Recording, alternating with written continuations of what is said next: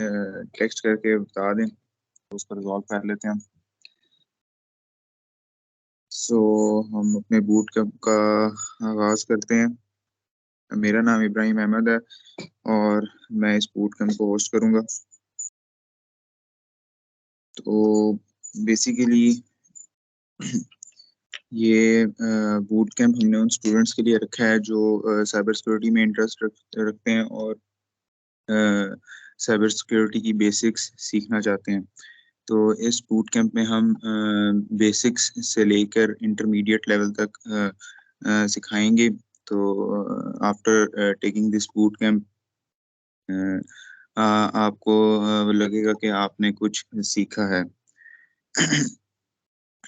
तो cyber security का हल्का सा इंट्रो दे देते हैं। साइबर सिक्योरिटी क्योंकि आजकल की दुनिया में एक बूमिंग इंडस्ट्री है और ये इसलिए भी है क्योंकि आजकल के दौर में जिस तरह हमारे पास बड़ी अमाउंट में डाटा आ रहा है, तो उस डाटा को सिक्योरिटी प्रोवाइड करना भी एक बड़ा इशू है। तो उस इश्यू को रिज़ॉल्व करने के लिए हमारे पास साइबर सिक्योरिटी की इंडस्ट्री आती है, ताकि फॉर एग्ज़ाम्पल जिस तरह हमारे पास बैंकिंग है, तो वो डाटा बहुत ही क्रिटिकल होता है, तो उस डाटा को सिक्योर करना बहुत ही इम्पोर्टेंट है। तो let's talk about what we will be covering in this boot camp.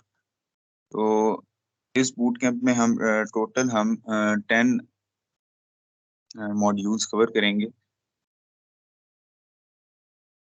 इसके अंदर इंक्लूडेड है हमारी introduction to cyber security, lab setup के बारे में बताएंगे आपको, काली लिनक्स का ओवरव्यू दिया जाएगा, एनमैप है, मेटास्प्लॉइट है, बग बाउंटी के बारे में आपको बताया जाएगा, पोसेंट है, फिर आपको लिंक्डइन के बारे में बताया जाएगा और एंड में आपको ओवरव्यू देंगे बूट कैंप के बारे में। तो अ, हम अब बता देते हैं आपको कि ये बूट कैंप के ट्रेनर कौन है।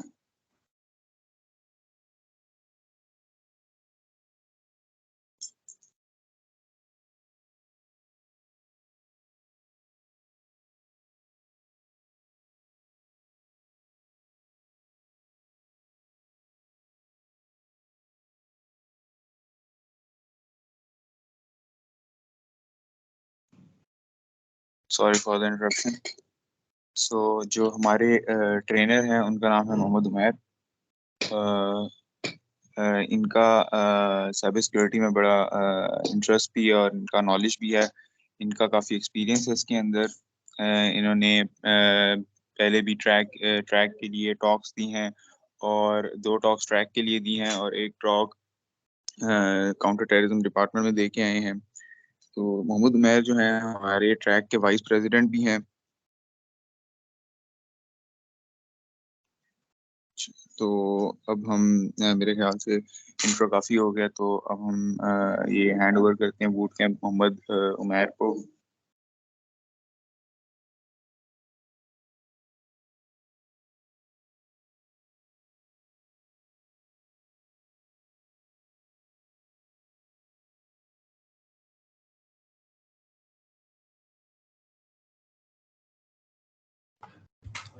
जी, अस्सलाम वालेकुम। Am I audible?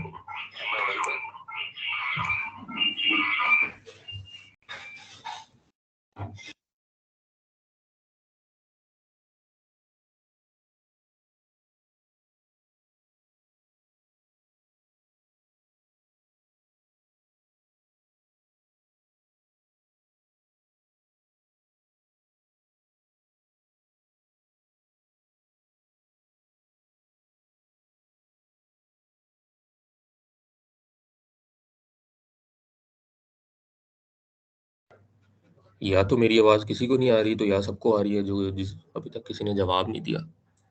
जी आ रही है।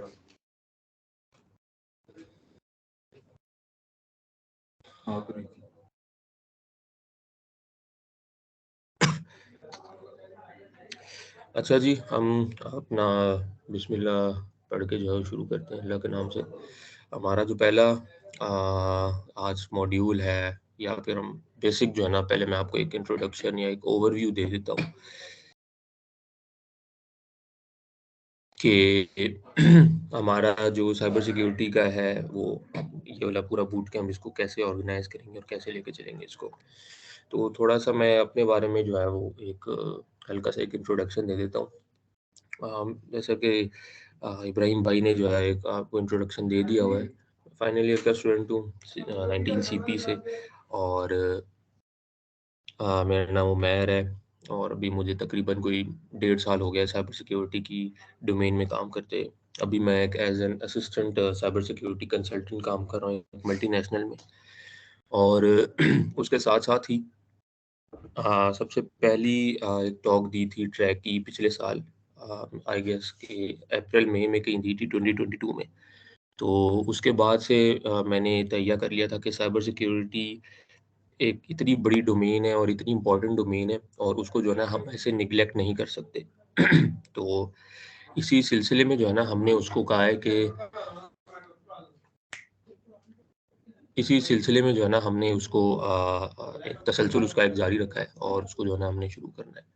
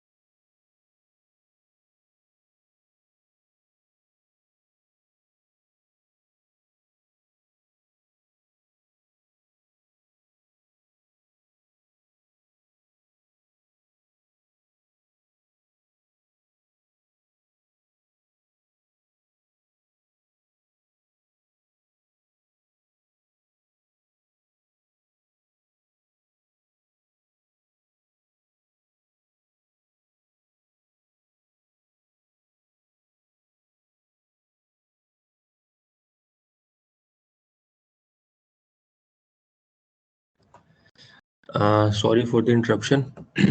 कुछ जो है वो टेक्निकल इशू हो गया था एक। अच्छा, तो मैं बता रहा था आपको कि हमने जो है इस बूट कैम्प को जो है वो कैसे लेके चलना है आगे। तो एक तो ये कि उस वक्त मैंने सोच लिया था कि साइबर सिक्योरिटी को जो है ना एज एन फील्ड हमारे पूरी यूनिवर्सिटी में पहले 2017 तक जो है ना साइबर टेक्नोलॉजी के नाम से बेसिक साइंसेज में डिग्री करवाई जा रही थी, लेकिन एज सच उसका भी कोई फ़ायदा नहीं हुआ था। तो उसके बाद फिर यूनिवर्सिटी ने जो है ना वो फिर डिसकंटिन्यू कर दिया था वो प्रोग्राम को। तो ये जो है बूट कैंप रखवाने का और करवाने का सिर्फ एक मकसद है कि साइबर सिक्योरिटी, मतलब ये इसका जो लेवल है ना बेसिक से इंटरमीडिएट लेवल है। तो इस लेवल तक आप अगर आप इंटरमीडिएट लेवल तक अगर आप सीख लेते हैं, जैसा कि इंशाल्लाह मेरी और मेरे साथ जो को ट्रेनर है मेरा, उसकी पूरी कोशिश होगी कि हम लोग जितना जो है ना वो अच्छे तरीके से अंदाज में हम सिखा सकें, डिलीवर कर सकें, तो ताकि आप लोगों को जो है ना बेहतर से बेहतर अंदाज में जो है ना वो समझ आ जाए चीज़ों की। तो ये जो इसका सिलसिला जो है वो अब इंशाल्लाह ये बूट कैंप आपको इसके बाद जो है ना, मुझे पूरी उम्मीद है अगर आपने कुछ सही तरह सीखा होगा तो आप कहीं न कहीं कोई ना कोई काम जो है ना एज़ एन इंटर्नी, ठीक है, वो कर सकेंगे। और इंटर्नशिप के लिए भी जो है ना वो लैंड कर सकेंगे। बाकी फिर जो मॉड्यूल्स की तफ़सील है वो फिर मैं जो है ना आपके साथ आगे शेयर कर रहा हूँ। अच्छा, ये हमारा एक पूरा कोर्स ट्रैक है। पूरा हमारा जो बूट कैंप है वो 10 मॉड्यूल्स के ऊपर जो है ना वो मुश्तमिल है। तो आज हमारा मॉड्यूल 1 है, इंट्रोडक्शन टू साइबर सिक्योरिटी। फिर मॉड्यूल 2 में लैब सेटअप की बात करेंगे, मॉड्यूल 3 में ओवरव्यू ऑफ काली लिनक्स की बात करेंगे, और मॉड्यूल 4 में एनमैप की, एनमैप इज़ अ टूल, ठीक है। अभी आप घबराना नहीं है आपने, ज़ाहिर-सी बात है थोड़ी-सी अगर कोई बिल्कुल ही एक बिगिनर बंदा है उसके लिए थोड़ा-सा एक मुश्किल होगा। मैंने देखे हमारे काफ़ी जो आए हैं पार्टिसिपेंट्स हैं उनका आईटी का बैकग्राउंड नहीं है, नॉन आईटी बैकग्राउंड है उनका। तो वो कोई मसला नहीं, इंशाल्लाह आप सबको हमने इंशाल्लाह साथ लेके चलना है। मॉड्यूल 6 से मॉड्यूल 10 तक जो है ना, मॉड्यूल 6 और मॉड्यूल 7 ये है टेक्निकल। अभी भी हमारी ये बग बाउंटी हंटिंग है, इसके ऊपर आपको जो है वो अच्छी खासी समझ लें कि अगर बिल फर्ज मैं आपको थोड़ा साथ साथ एग्जांपल भी देता रहता हूँ, फिर जब हम मॉड्यूल को पढ़ रहे होंगे ताकि आपको जो है ना बेहतर अंदाज में आपको समझ आ जाए उसकी। तो जो बग बाउंटी हंटिंग है, इसमें बेसिकली यही है कि आप कोई वल्नरेबिलिटी निकालते हैं, ठीक है, किसी भी वेबसाइट में, किसी भी उनके सिस्टम में, ठीक है, और वो जो कंपनी है वो आपको पे करती है। और ये एक एथिकली जो है ना वो तरीका होता है निकालने का, ठीक है। वो कहते हैं कि जी ठीक है, आप फाइंड करें, फाइंड करके हमें रिपोर्ट करें। और अगर उनकी टीम जो है वहाँ पे बैठ के उसको कहती है, उसको अप्रूव कर देते हैं कि जी वाकई में ये बग था या एरर था हमारी तरफ, तो उसको वो पैच कर देते हैं, सिक्योरिटी पैच अपडेट एक आ जाता है। और उसके साथ साथ ही जो है ना वो आपको कोई ना कोई रिवॉर्ड देते हैं इन टर्म्स ऑफ, कोई कूपन हो सकते हैं, कोई वाउचर्स हो सकते हैं, कुछ पेमेंट हो सकती है, हो सकता है वो आपको कुछ पैसे भेज दें आपके पेपाल में, कुछ ऐसे करके। फिर मॉड्यूल 7 मेरा फेवरेट तरीन मॉड्यूल जो है वो ओसेंट है, ओपन सोर्स इंटेलिजेंस कहते हैं इसको। इसी की बेस के ऊपर मैं कुछ 2-3 महीने पहले अगस्त के महीने में counter terrorism department Punjab police का है, तो उनके डिपार्टमेंट गया था और ओपन सोर्स इंटेलिजेंस के ऊपर जो है मैंने कुछ ना कुछ जो है ना वो कुछ टूल्स इम्प्लीमेंट किए थे उनके सर्वर के ऊपर। और उनको जो है ना वो एक ब्रीफ सी एक जो है ना वो टॉक दी थी कि टेररिज्म को जो है हम कैसे टैकल कर सकते हैं। तो वो एक काफ़ी हाई लेवल और कॉन्फिडेंशियल जो है ना वो टॉक थी, और बड़ा ज़बरदस्त था मेरे लिए भी, बड़े सीखने के जो है वो मौके थे उसमें। और बाकी लोगों के लिए भी जो है ना, जो टीम थी उनको भी जो है ना वो काफ़ी कुछ नया सीखने को मिला, मुझे भी काफ़ी नया सीखने को मिला। और इसके बाद अगर हम बात करें मॉड्यूल 8 की, तो इसमें है LinkedIn, optimization of LinkedIn. LinkedIn आप समझ लें मॉडर्न वर्ल्ड में आपका बेस्ट तरीन पार्टनर है, दोस्त है। हम जैसे अभी पहले एक टाइम में होता था, दोस्तों को कहते थे कि जी ये मेरी सीवी है यार, ये फॉरवर्ड कर देना, आप किसी कंपनी में जा रहे हो, कहीं पे जा रहे हो। तो उससे क्या होता था कि कोई अगर आपका वाकई अच्छा और सच्चा दोस्त है तो वो करता था आपकी फॉरवर्ड। अब अब के टाइम में हर बंदा अपने अपने उसमें भाग रहा होता है, नफसा नफसी में होता है, तो इसलिए लोगों के पास इतना टाइम नहीं होता। तो अब ये जो लिंक्डइन है, आपका दोस्त, आपका बेस्ट तरीन पार्टनर यही है। आपको, मैं कहता हूँ मुझे जितनी अपॉर्चुनिटीज़ मिली हैं सिवाय मेरे ख्याल से एक सीटीडी को निकाल के, सारी लिंक्डइन के थ्रू मिली हैं। मेरी पहली इंटर्नशिप, पहली जॉब, उसके बाद दूसरी इंटर्नशिप, तो दूसरी अगर जॉब की तरफ अगर मैं कभी शिफ्ट होना चाहता हूँ तो वो भी वहीं से मिलेगी। इतने कनेक्शंस, लातादाद किस्म की नेटवर्किंग, और इसमें जो है आपको सेल्फ आपकी इम्प्रूवमेंट जो है ना आपकी इसमें हो पाती है। और फिर मॉड्यूल 9 में हम एक ब्रीफ सा एक ओवरव्यू, मैं एक पूरा एक ब्रीफ सा एक ओवरव्यू देंगे जो भी हमने पूरे बूट कैम्प में सिखाया है और चीज़ें बताई हैं, बहुत एक ब्रीफ होगा, पूरी क्लास होगी। और जो आखिरी मॉड्यूल है, ये मॉड्यूल है मेरे लिए नहीं, ये मॉड्यूल है आपका। ये आपने मुझे जो है ना वो एक 2 से 5 मिनट के जो है ना एक प्रेजेंटेशन आप सब तैयार करेंगे, क्योंकि एक कन्वेंशनल तरीके से हट के हम आए हैं इस दफ़ा। पहले ये होता था कि जी ठीक है, कोई वर्कशॉप, कोई सेमिनार अरेंज हो रहा है, तो बस ठीक है, खाना पूरी के चक्करों में लोग आके जॉइन करते थे, एट द एंड सर्टिफिकेशन मिल जाती थी, ठीक है जी हमने डिस्प्ले कर लिया। असल मकसद सर्टिफिकेट बाँटना नहीं है। असल मकसद है नॉलेज शेयर करना, नॉलेज बाँटना। अगर आपको कुछ चीज़ आती होगी, कोई चीज़ अगर आपको समझ है, तो फिर आप जो है ना इंडस्ट्री में कामयाब तरीन बंदे या बंदी हैं, ठीक है? तो इसका प्रेज़ेंटेशन का मतलब ये होगा कि अभी हमारे 8 मॉड्यूल्स तक जो है ना आपको हर मॉड्यूल के बाद कुछ ना कुछ टास्क असाइन होंगे, ठीक है? वो आप हमारा ग्रुप बना हुआ है, बेशक यहाँ टीम्स पे सबमिट करेंगे, ठीक है?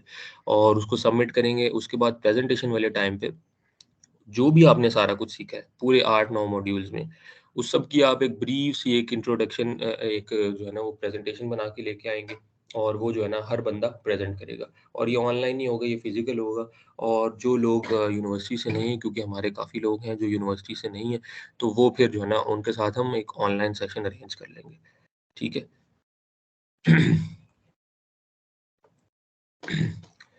तो ये हमारा जो है ना पहले हमने मॉड्यूल्स दिखा दिए कि ये मॉड्यूल्स हैं। अब ये हमारा एजेंडा है। जैसे आज मॉड्यूल 1 की हमने बात करनी है, तो मॉड्यूल 1 में हमने क्या-क्या बात करनी है, what is cyber security, types of attack, type of viruses, hackers, ठीक है? फिर कैरियर्स कितने होते हैं साइबर सिक्योरिटी में, सर्टिफिकेशंस कौन-कौन सी हैं, ठीक हो गया। उसके बाद हमारे कौन से जो है प्लेटफॉर्म्स हैं इसके ऊपर हम प्रैक्टिस कर सकते हैं। तो एज इट इज़ जो है ना, जब एजेंडा 2 आएगा, लैब सेटअप की बात करेंगे, काली लिनक्स क्या होता है, काली लिनक्स और एक वर्चुअल ऑपरेटिंग सिस्टम, और उसको हम कैसे जो है वो एक ऑपरेटिंग सिस्टम जो है हमारा वीएमवेयर हो सकता है, वर्चुअल बॉक्स हो सकता है। तो ऐसे जो है ना, हम जैसे-जैसे आगे बढ़ते रहेंगे वैसे-वैसे चीज़ें जो है ना आपको थोड़ी और डिफाइन होके समझ आती रहेंगी। ऐसे ये एनमैप का, मेटास्प्लॉइट का, बग बाउंटी का, अभी ये चीज़ें आपको थोड़ी-सी लग रही होंगी, ये या तो मुश्किल है या तो लग रही होंगी बोरिंग है, पता नहीं क्या हो गया एनमैप में, ये कोडिंग होगी, कोडिंग नहीं होगी। तो ये कोडिंग होगी, कोडिंग नहीं होगी के ऊपर तो भी हम जब आगे बढ़ेंगे तो उसके ऊपर एक काफ़ी अच्छी खासी जो है ना वो मैं आपको बहस होगी और मैं चीज़ें जो है ना आपको बताऊँगा।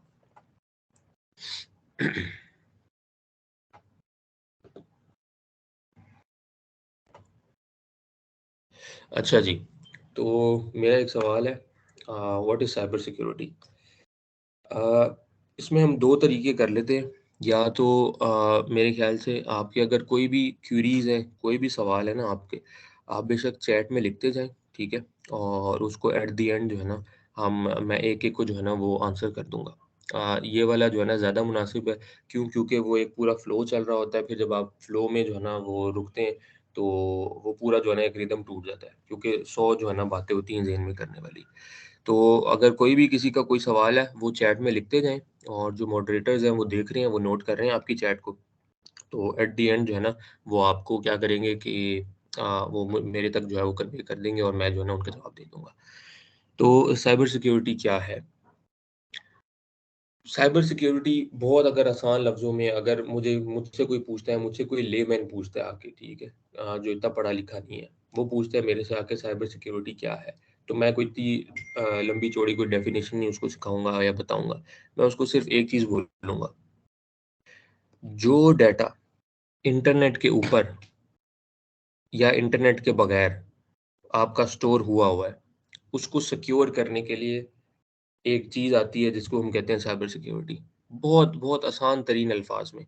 मतलब कोई भी डाटा है ना, डाटा को आपने स्टोर किया हुआ है, आप कहीं भी है, बेशक चाहे वो फ़िज़िकली डाटा पड़ा है, मतलब किसी सर्वर में है और वो सर्वर किसी बिल्डिंग में है, बेशक वो सर्वर ऑनलाइन है, बेशक वो सर्वर ऑफ़लाइन है।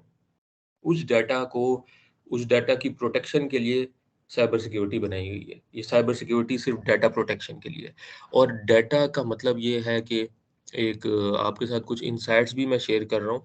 एक टाइम आएगा, और अभी भी कोल्ड वॉर की और बाकी चीज़ों की जो है ना वो बात हो रही है कि एक टाइम आएगा कि जब पानी और इसकी और तेल की जंग नहीं होगी, डाटा की जंग होगी, और मेरे ख़्याल से वो टाइम आ चुका है।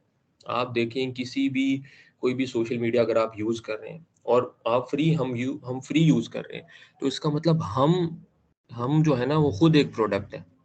जब हम एक प्रोडक्ट है, इसका मतलब वो हमें खुद कैश कर रहे हैं, हमारी इन्फॉर्मेशन को वो यूज़ करके वो पैसा बना रहे हैं। तो इसके ऊपर जो है ना बड़ी बात होगी अभी आगे जाके। तो साइबर सिक्योरिटी बेसिकली इसकी तो बहुत ज़्यादा टाइप्स हैं, लेकिन मैं इसको समझता हूँ कि इसकी जो है ना 3 एक मेन टाइप्स हैं। जिसमें हमारे पास एक नेटवर्क सिक्योरिटी आती है, नेटवर्क सिक्योरिटी आती है, एप्लीकेशन सिक्योरिटी आती है, और हमारे पास एक इंफॉर्मेशन सिक्योरिटी आती है। नेटवर्क सिक्योरिटी वही, आसान लफ्ज़ों में मेरी कोशिश होगी कि मैं आसान से आसान जितना हो सकता है ना वो आपको करके बताऊँ। नेटवर्क सिक्योरिटी बस यही है कि कोई भी आपका डिवाइस, चाहे वो मोबाइल हो, टैबलेट हो, लैपटॉप हो, पीसी हो, सर्वर हो, कुछ भी हो, वो आपका इंटरनेट के साथ कनेक्टेड है वाया एनी राउटर या एनी फायरवॉल, उसकी सिक्योरिटी, वो है नेटवर्क सिक्योरिटी। अब अगर हम इस तरफ आ जाते हैं एप्लीकेशन सिक्योरिटी में, तो एप्लीकेशन सिक्योरिटी क्या है? कोई भी आप सॉफ्टवेयर, कोई भी आप ऐप चला रहे हैं, बेशक मोबाइल पे चला रहे हैं, आप डेस्कटॉप पे चला रहे हैं, पीसी पे चला रहे हैं, टैब पे चला रहे हैं, उसकी जो सिक्योरिटी वो एप्लीकेशन सिक्योरिटी कहलाएगी। और इन्फॉर्मेशन सिक्योरिटी क्या है? आपका जो डाटा है, बिलफ़र्ज़ अब मेरा एक डाटा है, मेरा नाम उमैर है, मैं 19 सीपी से हूँ, मैं लाहौर में रहता हूँ। अब ये मेरा डाटा है, ठीक है? अब अगर किसी को मेरी शनाख्त करनी होगी या मेरे शनाख्ती कार्ड के ऊपर वो देखना चाहता है कि मैं कौन हूँ, मैं कहाँ से हूँ, तो मैं उसको शनाख्ती कार्ड अपना दिखाऊँगा कि जी ये मेरा है। अब उसमें क्या है कि अगर आप डाटा को ही बदल देते हैं पीछे से, तो वो आपकी मैं बिलफ़र्ज़ मेरा शहर लाहौर की बजाय कोई इस्लामाबाद कर दे, ठीक है? तो वो मेरा अब डाटा चेंज हो गया। अब वो डाटा चेंज हो गया तो उससे क्या होगा, उससे मुझे मुश्किलात होंगी और उसकी जो एक कॉन्फिडेंशियलिटी थी वो ख़त्म हो जाएगी। अभी हम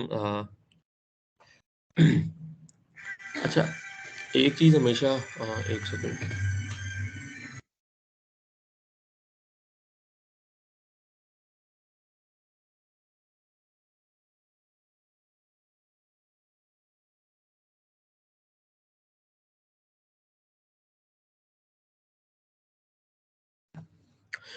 अच्छा, जैसे इंसान का जो स्ट्रक्चर है, हमारा जो ह्यूमन बॉडी स्ट्रक्चर है वो खड़ा है हमारे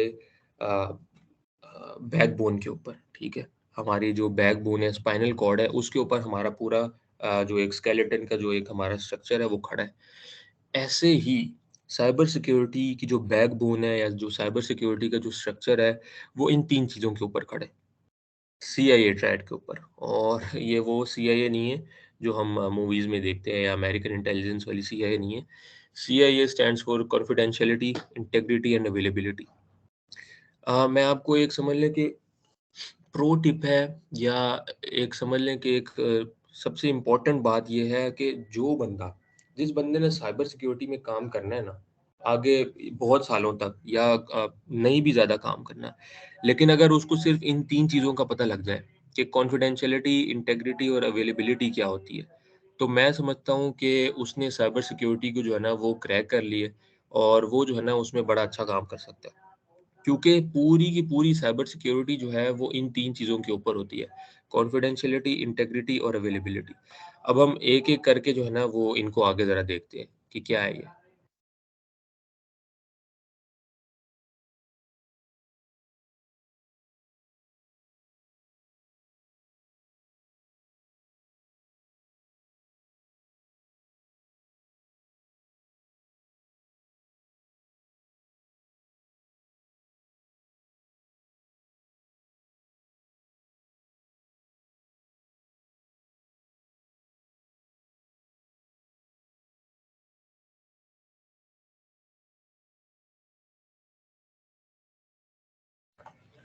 अच्छा जी, कॉन्फिडेंशियलिटी, इंटीग्रिटी और अवेलेबिलिटी। तो कॉन्फिडेंशियलिटी क्या होती है? कॉन्फिडेंशियलिटी ये होती है कि आपने बिलफ़र्ज़ आपने अपने दोस्त को कोई एक राज़ की बात बताई, ठीक है? आपने उसको कहा कि ऐसे-ऐसे कोई बात है, और आपने उसको कहा कि ये कॉन्फिडेंशियल बात है या सीक्रेट बात है, आपने अपने तक रखनी है। अब वो अगर आपका अच्छा दोस्त होगा या होगी, तो वो अपने तक ही रखेगा या रखेगी। लेकिन अगर वो उसमें कुछ मसले-मसाइल हुए, वो जाके बाहर ऐलान कर देगा या कर देगी कि जी वो देखो उसका ये राज़ था, उसका ये था और उसका वो था। तो हमारे साइबर सिक्योरिटी में डाटा की जो कॉन्फिडेंशियलिटी है, वो बहुत इम्पोर्टेंट है। अब बिलफ़र्ज़ कॉन्फिडेंशियलिटी का मतलब ये कि अब हमारे पास जो है हमारा डाटा है नादरा में। नादरा में हम सब जो है एक पाकिस्तानी शहरी हैं, ठीक है? और रजिस्टर्ड है नादरा के अंडर, और हमारा पूरा एक ख़ानदानी एक ट्री है वहाँ पे जो बना हुआ है। तो अब हम वहाँ पे जाके क्या करते हैं जी कि अपना हमारा जो ख़ानदानी ट्री है, चलें जो हमारे इमीडिएट फैमिली मेंबर्स हैं उनको तो सबको पता है ना कि हम एक-दूसरे के ख़ानदान में से हैं वो। अब मैं क्या करता हूँ जी, मैं जाता हूँ, मैं जाके अपना डाटा पब्लिक कर देता हूँ। पूरे का पूरा डाटा ख़ानदान का अपना पब्लिक कर देता हूँ कि जी हम इस तारीख को पैदा हुए, ये हमारे घर में ये बंदे हैं, इतने लोग रहते हैं, ये घर है, ये एड्रेस है, ये फ़ोन नंबर्स हैं। अब उससे क्या होगा, उससे मेरी सिक्योरिटी, फ़िज़िकल सिक्योरिटी तो डेफ़िनेटली मुतासिर होगी ही होगी। उससे मेरी जो एक समझ लें कि जो कॉन्फिडेंशियलिटी थी ना, इस लिहाज से कि हमने अपना डाटा को सिक्योर करना है, हमने अपने डाटा को जो है ना सेव करके बड़ा रखना है, वो ख़त्म हो जाएगी। वो अगर कोई भी अल्लाह ना करे बिलफ़र्ज़ कोई मेरा दुश्मन है, कोई दुश्मन नहीं भी है, अगर वो अटैक करना चाहता है या वो मेरी आइडेंटिटी या मेरे ख़ानदान की आइडेंटिटी का मिसयूज़ करना चाहता है, वो आराम से कर सकेगा। क्यों? क्योंकि मैंने सारी इन्फॉर्मेशन तो उसको पब्लिक कर दी। तो वो कॉन्फिडेंशियलिटी जो हमारी थी वो खत्म हो गई, ठीक है? अब इंटीग्रिटी की तरफ आते हैं कि इंटीग्रिटी क्या है? इंटीग्रिटी के एक सिस्टम की जो है ना वो काबिलियत, एक सिस्टम की ऐसी काबिलियत कि उसमें इतना आपके पास सिस्टम, बेसिकली सिस्टम की काबिलियत नहीं होती है। ये सिस्टम का जो एक एडमिन होता है, जो एडमिनिस्ट्रेटर वाला बंदा बैठा होता है, ये उसकी काबिलियत होती है कि उसकी इंटीग्रिटी लेवल को चेक करे कि वो कितना जो है वो जो हमारी इन्फॉर्मेशन है वो सही है। अब बिलफ़र्ज़ अब मेरा नाम उमैर ही है, ठीक है? और मैं जाके अपना नाम उमैर लिखवाता हूँ, लेकिन वो बंदा वहाँ पर कुछ और लिख देता है नाम। अब मुझे नहीं पता उस बंदे ने क्या नाम लिखा है, बिलाल लिख देता है, अली लिख देता है नाम। अब वो अगर ये नाम लिख देता है, तो मेरी क्या होगी एक एक्यूरेसी डाटा की जो एक्यूरेसी होगी वो ख़राब हो जाएगी और वो जो है ना उसमें मैं फिर अगर कोई भी मुझे जाके कल को देखना चाहता है कि भई इसका नाम उमैर ही है या नहीं, तो वो कहेगा नहीं जी इसका नाम तो उमैर नहीं है, इसका नाम तो XYZ है, ठीक है? तो वो हमारी इंटीग्रिटी ख़राब हो जाएगी। अब हम बात करते हैं अवेलेबिलिटी की, कि अवेलेबिलिटी क्या है? अब मैं आपको मिसाल वो दूँगा नादरा वाली दूँगा क्योंकि मेरे ख़्याल से हम सबका नादरा के साथ बहुत जो है ना वो पाला पड़ा है अच्छा-खासा। तो इसलिए जो है ना बड़ी एक ईज़ी मिसाल है, ईज़ी एग्ज़ाम्पल है उनकी। तो अवेलेबिलिटी का ये है कि अब मैंने जी आपको किया कि हमारा डाटा स्टोर है नादरा के डेटाबेस में, ठीक है? अब मैंने ये देखना है क्या मैं नादरा के डेटाबेस में एक्सेस करके अपना डाटा या किसी और का भी डाटा निकाल सकता हूँ, ले सकता हूँ या नहीं ले सकता? अब ये आ गई अवेलेबिलिटी के ऊपर। अब बिल-फ़र्ज़ अब कोई नादरा में बंदा बैठा है अ, वो है तो ऑफ़िशियली नादरा का एम्प्लॉयी, लेकिन वो क्या करता है कि वो कहता है कि जी नहीं, मैं पैसे लेके ₹500 ₹1000 लेके जो है ना, मैं किसी का कर लेता हूँ कि मैं किसी के लिए जो है ना वो दे देता हूँ किसी का डाटा दे देता हूँ आपको, ठीक है? किसी की कोई इन्फॉर्मेशन चाहिए होगी, किसी का कोई एड्रेस चाहिए होगा, तो वो जो है ना हम उससे वो ले लेते हैं, ठीक है? तो ये अवेलेबिलिटी के ऊपर ये फिर एक क्वेश्चन मार्क होगा हमारा कि हमारी अवेलेबिलिटी जो डाटा की थी वो खराब हो गई है ना, कि हमने एक ट्रस्टेड बंदा था या एक ट्रस्टेड सिस्टम था, जहाँ पे हमने अपना इन्फॉर्मेशन, अपना डाटा जो है वो सिक्योर किया हुआ था। अब उसके वहाँ पे होते क्योंकि हमने तो सिस्टम के ऊपर या ऑर्गेनाइज़ेशन के ऊपर ट्रस्ट किया था।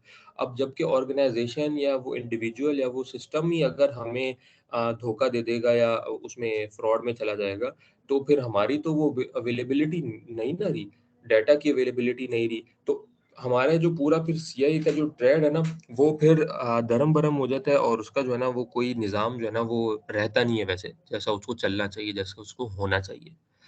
तो ये जो है एक सीआईए की मिसाल थी और मैं आपको सही बताऊँ कि सीआईए अगर आप लोग सही से समझ गए क्योंकि अब मैं सीआईए के ऊपर 800-800 900 पेज की बुक्स हैं, जो सिर्फ़ एक-एक बुक तो ऐसी है कि सिर्फ़ कॉन्फिडेंशियलिटी के ऊपर लिखी हुई है।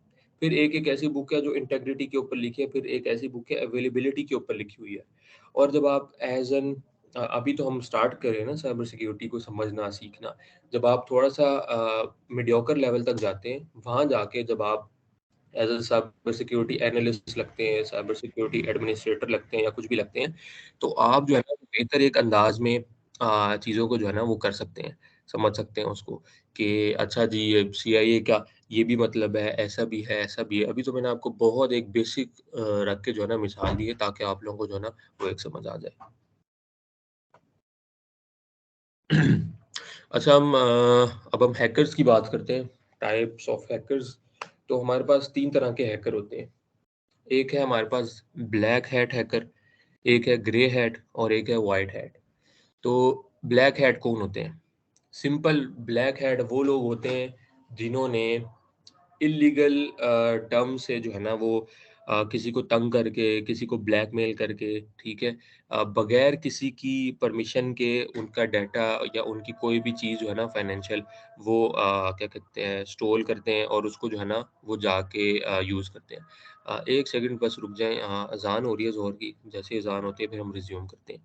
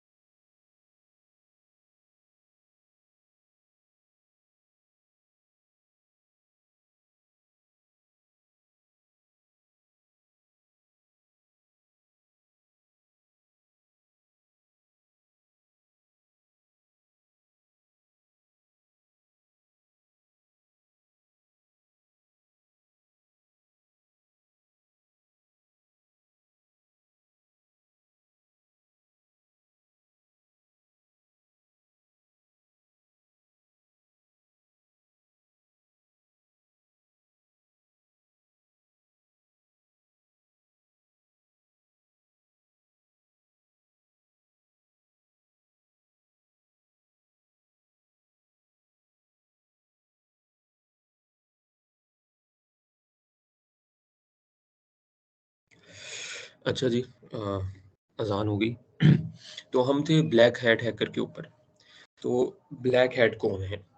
तो ब्लैक हैट का जैसे कि मैं आपको बता चुका हूँ कि बगैर किसी ऑथराइज्ड एक्सेस के, बगैर किसी परमिशन के, ऑफिशियल परमिशन के, चाहे वो किसी के लैपटॉप में, चाहे वो किसी की मोबाइल से, चाहे वो किसी फाइनेंशियल कंपनी से, चाहे वो कोई नॉर्मल कोई कॉर्पोरेट सेक्टर का जो कंपनी है, तो चाहे वो कोई गवर्नमेंट का इदारा हो गया, गवर्नमेंट के बैंक हो गए, इनसे कोई भी अगर अनऑथराइज्ड पर्सन कोई करता है, कोशिश करता है इसको जो है ना वो कोई अटैक करने की, या कोई बिलफर्ज उसका अटैक भी कामयाब हो जाता है। अब कोई वहाँ से वो क्लासिफाइड डॉक्यूमेंट निकाल लेता है, ठीक है? बिलफर्ज कोई फाइनेंस मिनिस्ट्री के कोई हमारी हैक हुई, और फर्ज दे रहा हूँ, एग्जांपल दे रहा हूँ आपको कि कोई अगर हैक होता है हमारा वहाँ पे, तो क्या है वो वहाँ पे हमारा कोई डॉक्यूमेंट पब्लिक कर देते हैं कि इनके फॉरेन रिजर्व्स ऐसे हैं और इनके मुल्क के हालात ये हैं और वो है, इवन दो कि हमें there are financial indicators in front of us, लेकिन फिर भी हमें जो है ना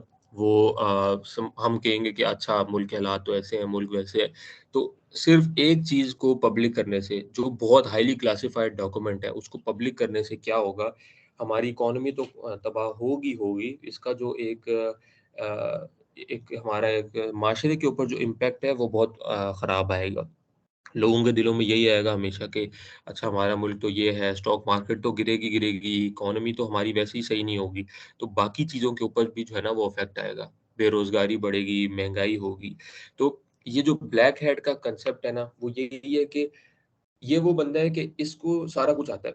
अच्छा, ये जो जो तीनों टाइप्स मैं आपको बता रहा हूँ ना हैकर्स की, इन तीनों में समझ लें कि एक बहुत माइनर सी एक लाइन खींची हुई है, ठीक है? एक बहुत बारीक लाइन है, अगर आप एक कदम वहाँ होंगे, तो आप समझ लें कि इल्लीगल या अनएथिकल जो है ना वो रवैये की तरफ चले जाएँगे, और अगर आप एक कदम यहीं रहेंगे, ठीक है? आप वो लाइन को क्रॉस नहीं करेंगे, तो आप एथिकल हैकर कहलाएँगे, या आप कहलाएँगे कि हम in the boundaries of the company, या जो हमें कोड ऑफ एथिक्स दिए गए हैं ईसी काउंसिल की तरफ से, तो हम उसी के अंडर रह के जो है ना वो तो हम अब ब्लैक हैट की अगर हम बात करें, तो वो यही करते हैं कि क्या आपका इल्लीगल टर्म से फ़िशिंग के ज़रिए, कोई मालवेयर भेजने के ज़रिए, कोई ट्रोजन हॉर्स भेज के, कुछ भी करके वो आपका फ़ाइनेंशियल इन्फॉर्मेशन निकाल लें, कोई पासवर्ड चोरी कर लें, कोई पर्सनल डाटा, कोई पिक्स जो है वो आपकी निकाल लें गूगल क्लाउड से, फ़ोटोज़ से, ड्रॉप बॉक्स से। एक ड्रॉप बॉक्स का एक टाइम पे एक स्कैंडल आया था $350 मिलियन का,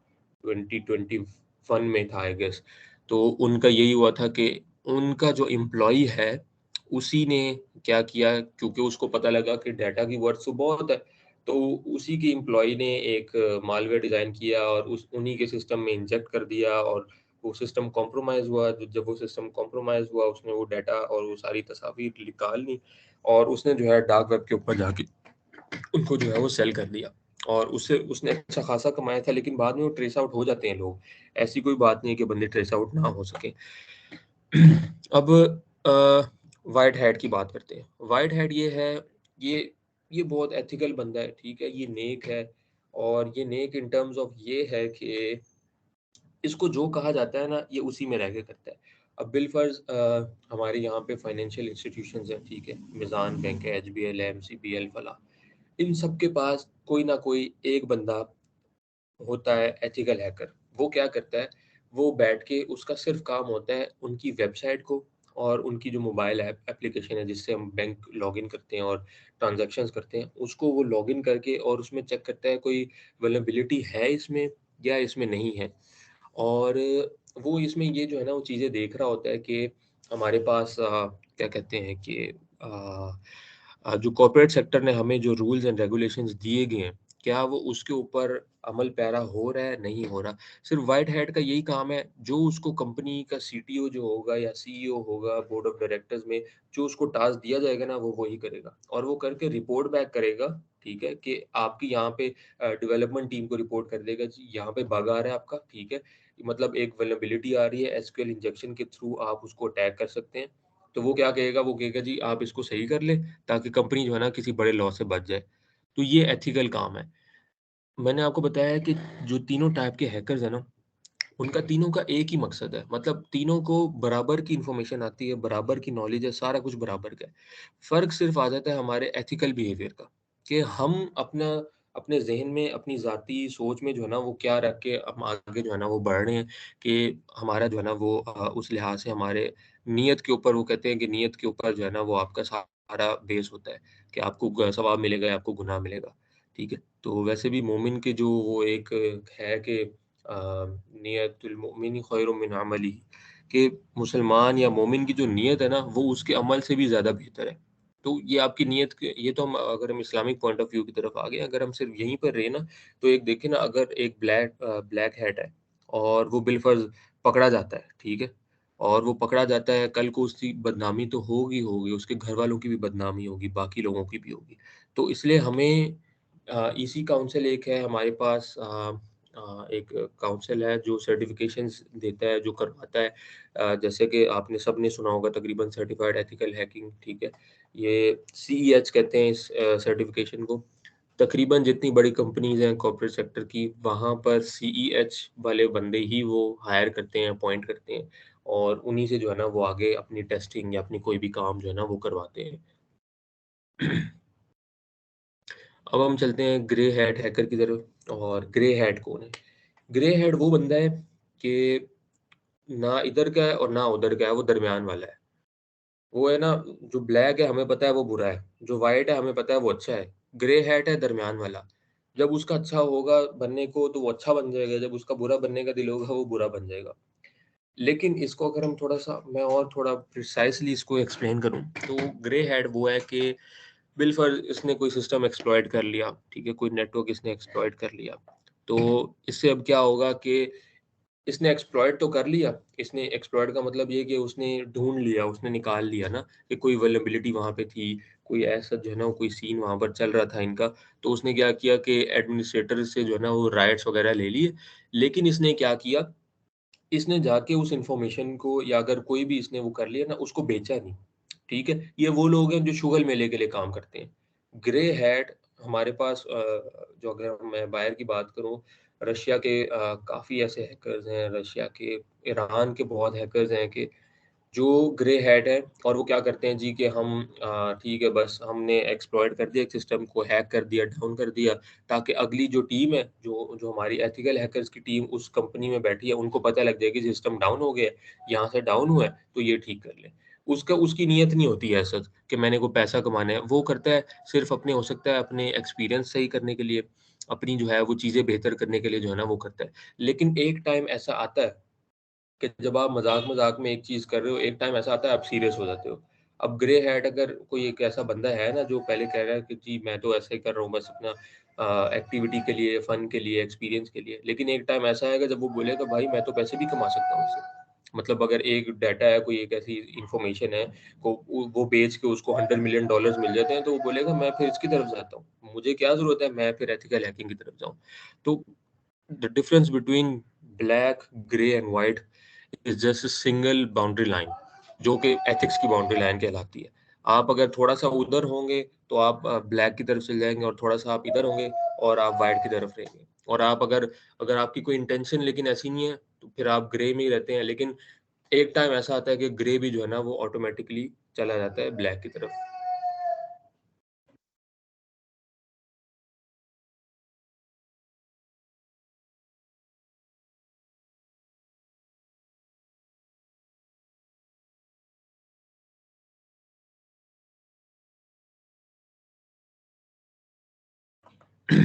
अच्छा, हम दूसरा जो है अब इसके ऊपर बात करते हैं कि हैकिंग मेथोडोलॉजी क्या होती है। अब ये हमारे पास, अगर आप लोग देखें बाद में जाके कि सीईएच का जो सर्टिफाइड एथिकल हैकिंग है, इसका अगर आप पूरा वो चेक करें ना जाके कि कंटेंट क्या है, तो उसमें जो है ना बहुत सारी चीज़ें ऐसी आएँगी कि जो आपको जो है ना वो यहाँ पे मिल जाएँगी। जो हम, हमारी कोशिश है कि हमने एक मॉड्यूल को नहीं लेके चले कि हमने सिर्फ सीईएच का कंटेंट उठाया। हमने कोशिश की है डाइवर्सिफ़ाई जो है ना हम आपको चीज़ें करवा दें। कुछ हिस्सा हमारा होगा सीईएच की तरफ से, कुछ हमारा हिस्सा होगा क्या कहते हैं सीएसएसपी की तरफ से, कुछ हमारा हिस्सा होगा पेन टेस्टिंग की तरफ से, ठीक है? परेशान नहीं होना, ये बहुत टर्मिनोलॉजीज़ हैं। साइबर सिक्योरिटी जैसा कि अगर एक बंदा प्रोग्रामिंग में बैठा है ना, कोई आईटी फील्ड में है, सॉफ्टवेयर इंजीनियर है, टेलीकॉम के यहाँ पे काफ़ी हैं, सीपी के हैं, मैकेनिकल के काफ़ी लोग हैं हमारे पास। तो हर उनकी फील्ड में ना कोई सब फील्ड्स होती हैं और उन सब फील्ड्स में आगे और निशेज़ बनी होती हैं और उन निशेज़ में कोई ना कोई काम कर रहा होता है। ऐसे ही साइबर सिक्योरिटी है। साइबर सिक्योरिटी एक बहुत मेन है, जैसे मैकेनिकल इंजीनियरिंग है वो मेन है, उसके आगे फिर जाएँगे आप रेफ्रिजरेशन आपको मिल जाएगी, उसके आप आगे जाएँगे वो आपको ऑटोमेशन ऑटोमोबाइल्स की तरफ आप चले जाएँगे, ठीक है? इंजन्स की तरफ, थर्मोडायनामिक्स की तरफ चले जाएँगे, एरोडायनामिक्स की तरफ चले जाएँगे। तो ये जो है ना जैसे उनकी ब्रांचेज़ हैं, वैसे ही साइबर सिक्योरिटी की भी ब्रांचेज़ हैं। कुछ है ऑफेंसिव ऑफेंसिव टेस्टिंग होती है, कुछ डिफेंसिव होती है, ठीक है? कुछ पेन टेस्टिंग होती है हमारी, उसके बाद कुछ हमारे पास आ जाते हैं जो एडमिनिस्ट्रेटर होते हैं बैठे ऊपर, ठीक है? कुछ होते हैं साइबर सिक्योरिटी एनालिस्ट होते हैं। तो अब ये जो हम जो चीज़ें अभी हम इंट्रोडक्टरी टू साइबर सिक्योरिटी वाला जो मॉड्यूल देख रहे हैं ना, इसमें हम थोड़ा बहुत जो है ना वो कवर कर रहे हैं कि बेसिक सीएच की बहुत हल्की सी बेसिक जो है ना सीएच की, कि उसमें क्या होता है और कैसे होता है। अच्छा हैकिंग मेथोडोलॉजी में हमारे पास पहली चीज़ आती है कि फुटप्रिंटिंग, ठीक है? फिर स्कैनिंग आएगी, फिर हमारे पास जो है वो सिस्टम हैकिंग आएगी, फिशिंग अटैक आएगा हमारे पास। तो फुटप्रिंटिंग ये है बिलफर्ज़ के आप रियल लाइफ एग्ज़ाम्पल देता हूँ आपको। आप अपने घर में, ठीक है? और आपका घर है किसी ऐसी जगह के ऊपर जहाँ ज़्यादा आबादी नहीं है और आपके घर के इर्द-गिर्द भी जो ज़्यादा कोई घर नहीं है। अब वो क्या है, कोई चोर आता है और वो देखता है कि जी अच्छा ये घर है, ये टारगेट हो सकता है मेरा। क्यों? क्योंकि जब आपकी सिक्योरिटी पहले एक तो कमज़ोर है, क्यों? क्योंकि आपके पास घर नहीं है ज़्यादा। आपका वो पूरी आबादी में सिर्फ़ 2-3 घर होंगे, ठीक है? और आपका घर शायद कोने के ऊपर है या स्ट्रीट के एंड के ऊपर है।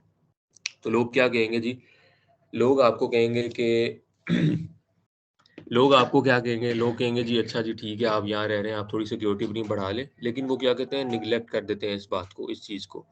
तो वो एक कोई चोर आता है, वो देखते हैं अच्छा यार इसकी खिड़की जो है ना वो ऐसी है, ब्रेकेबल है, टूट सकती है। कुछ दरवाज़े के ऊपर कोई वो इन्होंने खारदार तारें नहीं लगाई हुई, कोई कैमरा नहीं लगे हुए, कोई इंफ्रारेड जो है ना वो नहीं लगी हुई वहाँ पे कि जो मोशन डिटेक्ट कर ले, मोशन सेंसर नहीं है कोई वहाँ पे, कोई अलार्म नहीं लगा हुआ।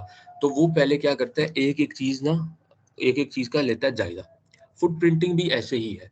अब फुटप्रिंटिंग ये है कि कोई भी वेबसाइट को आपने अटैक करना है ना, किसी वेबसाइट को, किसी नेटवर्क को, किसी सर्वर को आपने अगर अटैक करना है, वो क्या करते हैं, वो पहले जो है ना, वो उसकी ओवरव्यू लेते हैं। बाहर से, अंदर से ना वो जाके ज़रा दूर-दूर से ज़रा देख लेते हैं, अच्छा जी, इस सिस्टम की बिलफर्ज़ पोर्ट ये वाली खुली है, ठीक है। अगर पोर्ट 80 खुली है, तो इसका मतलब ये है कि हम उसके ऊपर रिक्वेस्ट भेज सकते हैं, नहीं भेज सकते।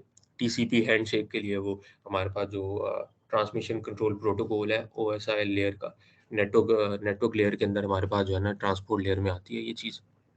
तो हम क्या करते हैं, हम पूरे उसको चेक करते हैं कि अच्छा जी हमने अटैक करना है किसी सर्वर के ऊपर, पोर्ट खुली है, पोर्ट नहीं खुली और उसके बाद एसएसएल इंस्टॉल है, वेबसाइट है अगर वो कोई और अगर मोबाइल ऐप है तो हमने उसको देखना है कि जी कितनी हाईएस्ट बिट ऑफ जो है ना एन्क्रिप्शन उसने लगाई है। बिलफर्ज़ जैसे अब हमारे पास जैसे हम ईज़ी पैसा है, अब दराज़ है बिलफर्ज़, दराज़ से आप credit card, debit card, easy पैसा, जायज़ कैसे पे कर सकते हैं।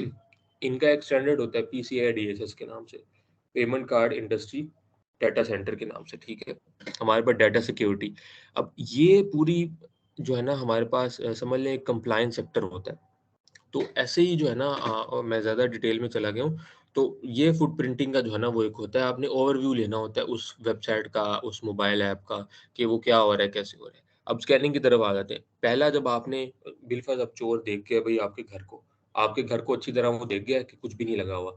फिर वो क्या कहते हैं दूसरी तरफ आता है। फिर वो कहता है कि जी अच्छा मैं ज़रा चेक करता हूँ कि इसका बैकडोर हो सकता है कभी गलती में बंदा भूल जाए ताला लगाना। वो कहता है मैं बैकडोर से एक्सेस करके देख लेता हूँ दरवाज़े को। बजाए इसके कि मैं तोड़ के अंदर दाखिल हूँ, मैं देख लेता हूँ कुछ ना कुछ तो खुला मिल ही जाएगा।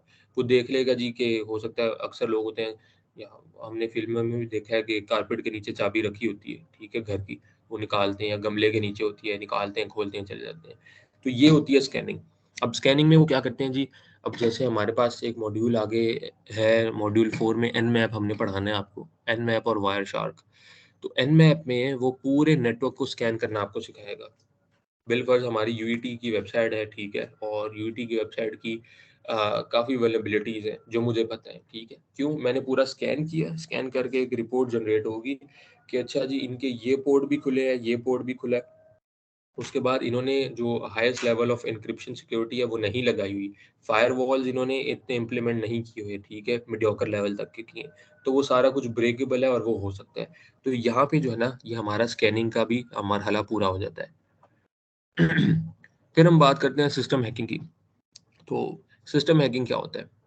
सिस्टम हैकिंग आसान लफ्ज़ों में ये है कि कोई मैंने ऐसी एक स्क्रिप्ट किडी बना दी। स्क्रिप्ट किडी कहते हैं उसको कि पाइथन के ऊपर या बैश स्क्रिप्ट के ऊपर आप कोई ऐसी जाके स्क्रिप्ट लिखते हैं कि आप जैसे ही उसको जो आपका विक्टिम है, जैसे आप उसको सेंड करते हैं इन टर्म्स ऑफ ये कि आप उसको उनकी वेबसाइट में सेंड कर दें, फॉर्म में सेंड कर दें, ईमेल सेंड कर दें, कुछ भी, वो जैसे ही क्लिक करेगा ना, वो पूरी जो स्क्रिप्ट होगी ना, वो उसके सी ड्राइव है उसके ऊपर इफेक्ट हो जाएगी, ठीक है। इन टर्म्स ऑफ रैंसमवेयर भी हो सकता है वो, इन टर्म्स ऑफ हमारे पास मालवेयर भी हो सकता है, वो उसके सिस्टम को कॉम्प्रोमाइज कर लेती है, ठीक है।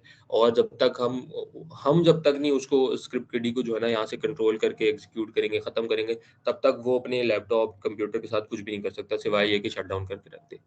तो ये सिस्टम हैकिंग है।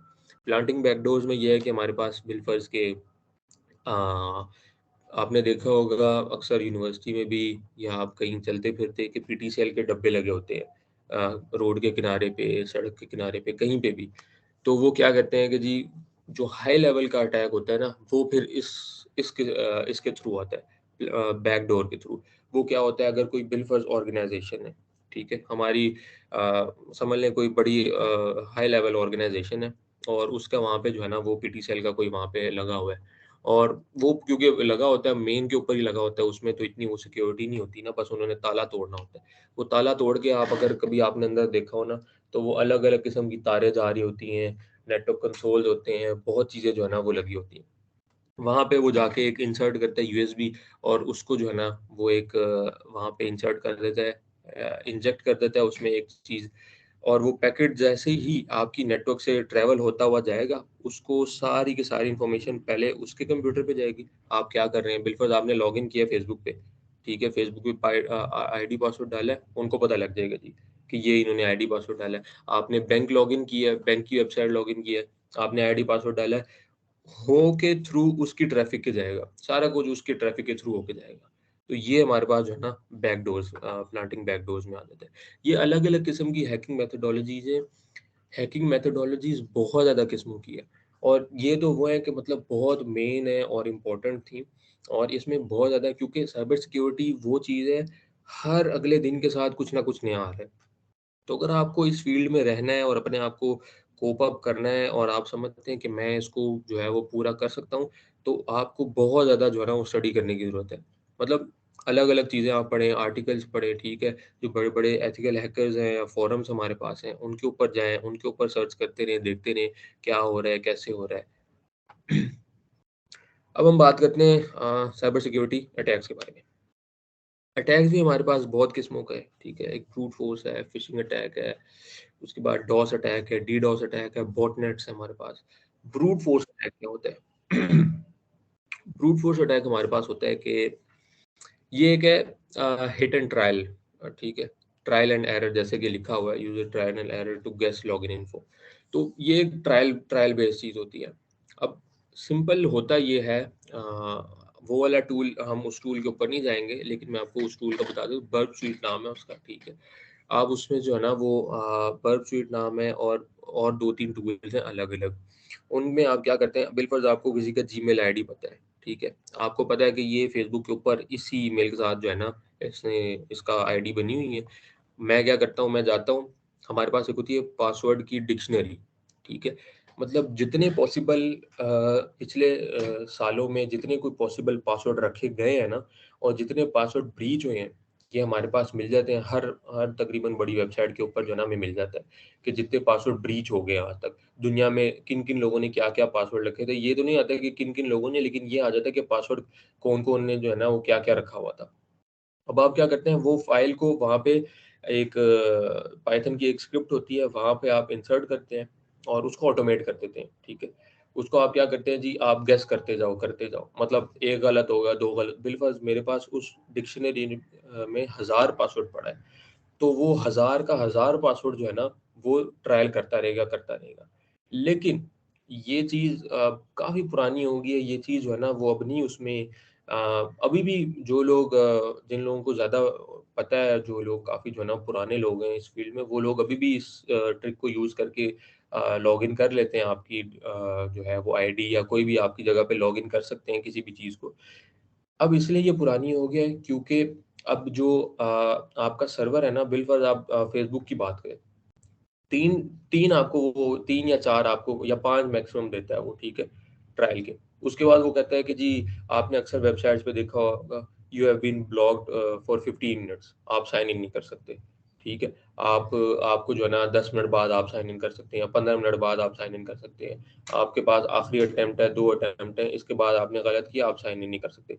तो ये उन्होंने ये जो है ना इसका ब्रूट फोर्स का जो है ना समझ ले एक एंटीडोट लगाया है वहाँ पे, कि हम इसको लगा के जो है ना वो ये करेंगे, कोई भी जो है ना वो इसको ब्रूट फोर्स अटैक को ना यूज कर सके ज्यादा ऐसा। फिशिंग अटैक मेरा एक बहुत मनपसंद अटैक है ये, और क्योंकि हमने भी काफ़ी जो है वो एक्सपेरिमेंट किए हुए हैं। शायद आप लोगों में से भी कुछ लोगों ने कभी ना कभी बचपन में, कभी बड़े होके कुछ ना कुछ ऐसा किया हो। कि वो होता ये है कि facebook.com पे आप जाएंगे, वो जो मेन लॉगिन पेज है जहाँ पे वो लिखा है इट्स फ्री साइन अप करेंगे वो ना, वहाँ पे आप कहते हैं कि पूरा ना इसका इंटरफेस जो फ्रंट एंड का है, मैं एज इट इज़ एक इंटरफेस बनाता हूँ, ठीक है। लेकिन उस इंटरफेस में मैं क्या करता हूँ, उस इंटरफेस में मैं क्या करता हूँ कि यूजर नेम और पासवर्ड की जगह जो है ना मैं ब्लैंक छोड़ देता हूँ, ठीक है। और वो यूजर खुद इनपुट करेगा। अब मैं क्या है, मेरा दोस्त कहता है कि मेरा दोस्त कहता है कि हम जो है ऐसा है कि मुझे जो है वो गाड़ियाँ बहुत पसंद है।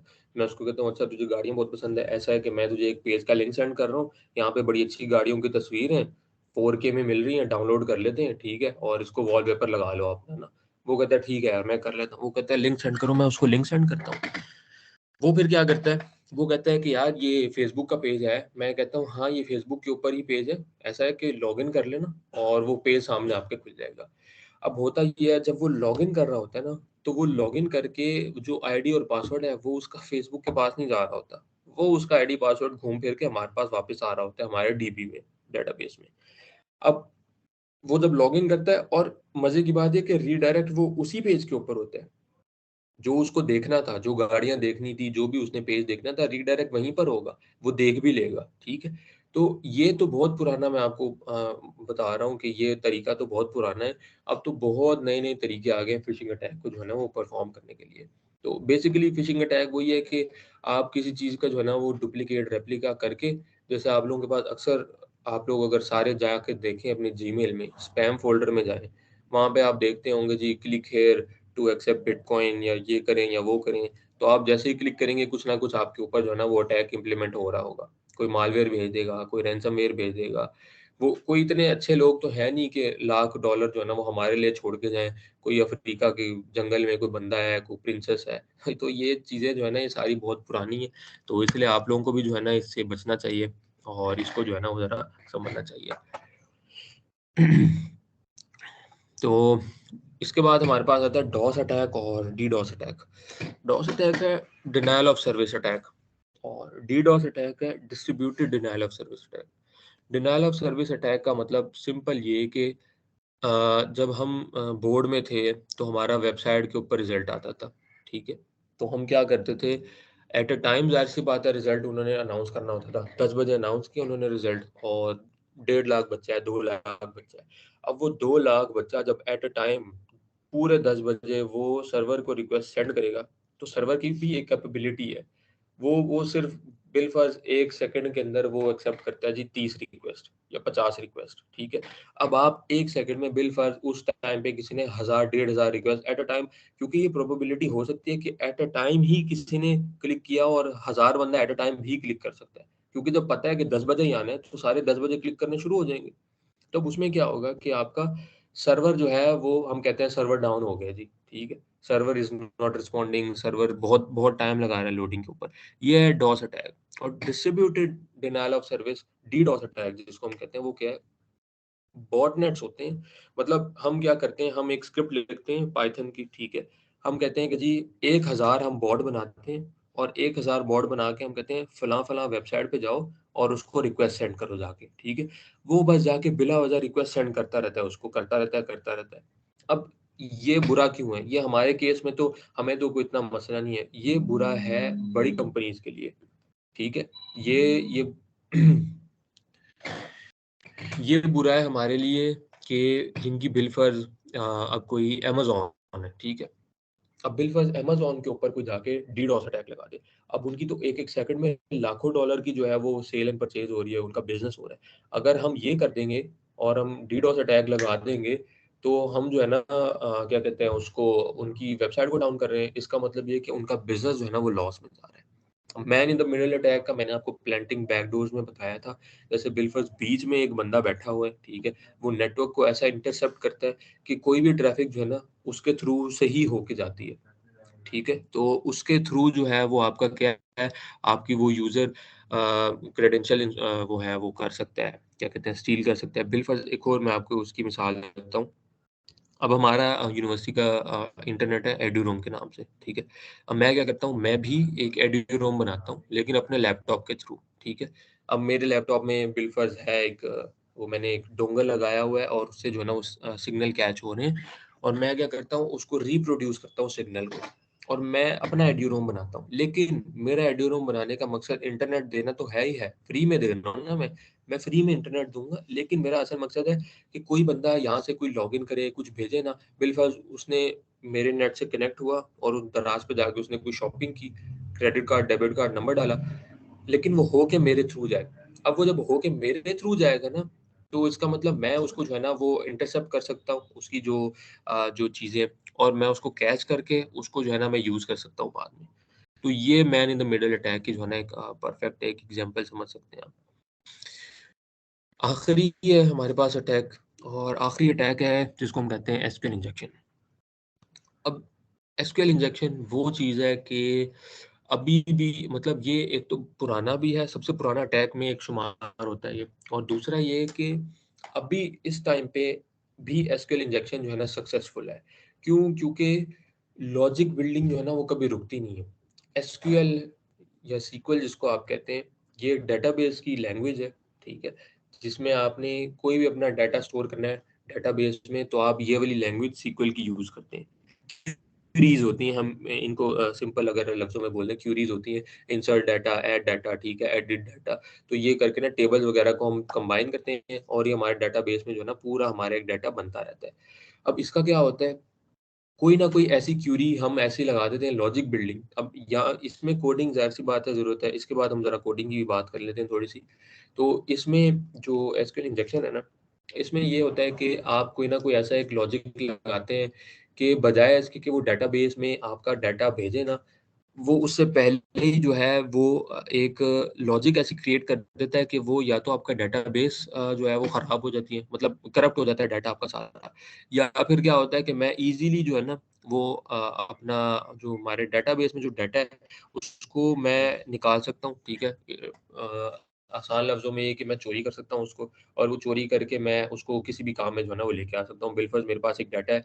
अब नादरा का, जब जितना मैं नादरा की बात कर रहा हूँ, तो नादरा का भी मैं आपको बताऊं 2015 में ही नादरा का डाटा ब्रीच हुआ था, एसक्यूएल इंजेक्शन के थ्रू भी हुआ था, रैंसमवेयर के थ्रू भी हो चुका है, इनको हर चीज के थ्रू हो चुका है। मुझे आज तक हमारी गवर्नमेंट की बस मुझे समझ नहीं आती कि वो क्यों इतनी जो है ना अपनी पॉलिसीज को स्ट्रॉन्ग नहीं करते साइबर सिक्योरिटी के हवाले से और इंफॉर्मेशन के हवाले से, खास तौर पे 2015 का डाटा, और उसके बाद 2018 में दोबारा चोरी हुआ है और वो डार्क वेब के ऊपर पड़ा है। और अभी किसी का सवाल भी था यहाँ पे डार्क वेब के बारे में, तो ये मैंने आपको कहा था सवाल जवाब मैं बिल्कुल एंड के ऊपर जो है ना, जिसके जो सवाल है इंशाल्लाह सबको जो है ना एंड के ऊपर मैं फिर आपको उनके जवाब दूंगा। ये एक तस्वीर है, एक विजुअल इमेज है। डॉस अटैक आप देख लें, एक हैकर है, उसने एक बॉटनेट लगाया है, ठीक है, वो आईपी रिक्वेस्ट करता रहता है और सर्वर क्या होता है, सर्वर पे जाता है, सर्वर डाउन हो जाता है। डीडोस अटैक, वो डिस्ट्रीब्यूटेड डिनायल ऑफ सर्विस, वहाँ पे एक रिक्वेस्ट की बजाय हम क्या करते हैं 4 रिक्वेस्ट भेज देते हैं, वो भी बॉटनेट्स ही हैं। ये मतलब वो वहाँ पे अगर एक बंदा भेजा तो यहाँ पे 4 अलग-अलग जो है ना आईपी से जा रही है। उसके बाद फिशिंग अटैक में वही जैसे मैंने आपको बताया था, बहरूपिया बन के जो है ना ये लोग आपकी इंफॉर्मेशन जो है वो स्टील करते हैं। और man in the middle attack का भी ऐसा ही है, बजाय इसके कि डायरेक्टली नेटवर्क पे आपकी ट्रैफिक जाए, वो पहले किसी हैकर के थ्रू होते हुए, किसी नोड के थ्रू होते हुए, वो फिर जो है ना नेटवर्क के ऊपर जाती है ट्रैफिक आपकी। अच्छा जी, अब हम थोड़ा सा मालवेयर्स के बारे में बात कर लेते हैं। वायरस एंड वॉर्म्स, आप लोगों को मेरे ख्याल से शायद पता हो, शायद ना पता हो, तो भी पता लग जाएगा कि सबसे पहला वायरस और सबसे पहला जो वायरस है हमारा, एक पाकिस्तानी ने बनाया था इन 94। और वो दो पाकिस्तानी भाई थे, और उन्होंने वो कुछ एक कोड लिख रहे थे असल में, ऐसा कि वो ना एक चीज़ को ऑटोमेट करना चाह रहे थे। लेकिन वो फिर क्या हुआ, जब वो कोड उन्होंने रन किया ना, तो उनकी सारी फाइल्स करप्ट हो गई। और उसके बाद उन्होंने दोबारा ऐसा किया, और जो उन्होंने करप्टेड फाइल थी उन्होंने रिट्रीव तो कुछ ना कुछ करके करवा ली, लेकिन उनको वहां से जो है ना ये वायरस निकला। मतलब ये जो वायरस है ये पाकिस्तानी ओरिजिन है, तो इसलिए फख्र महसूस होना चाहिए कि हम वायरस ही बनाते हैं। और लोगों की जिंदगियों में जो है ना वो कीड़े करने का बहुत शौक है हमें। तो वायरस और वॉर्म्स में बेसिकली जो है ना एक एक ही डिफरेंस है। Excuse me.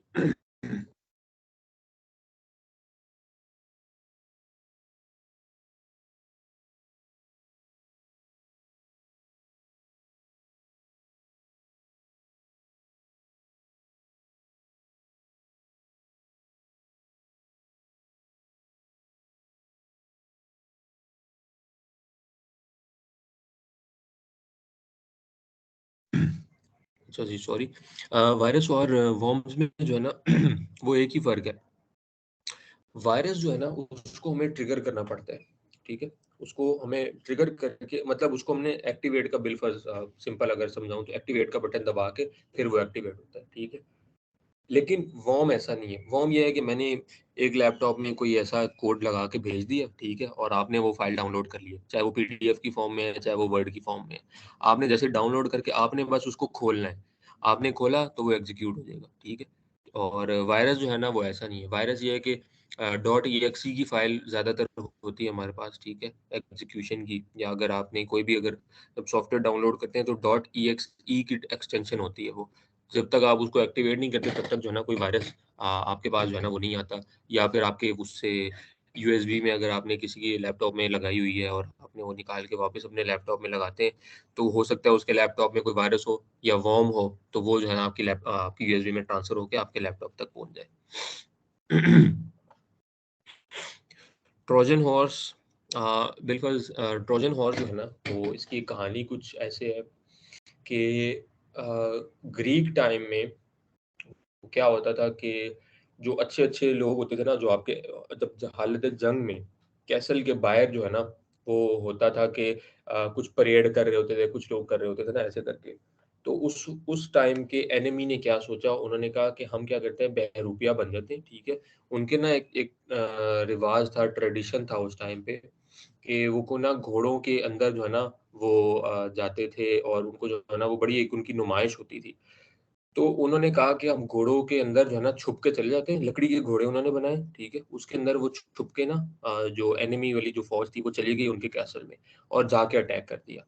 तो ये जो ट्रोजन हॉर्स का नाम है वो ये वहाँ से निकला है। और इसका इसका बेसिक जो मकसद है ना वो यही है कि कोई ऐसा सॉफ्टवेयर, कोई ऐसी फाइल, कोई ऐसी इंटरनेट के ऊपर जो है ना पड़ा डाटा, बिलफर्ज आपने आपने सर्च किया जी मुझे कोई क्रैक मिल जाए एडोब फोटोशॉप का, ठीक है?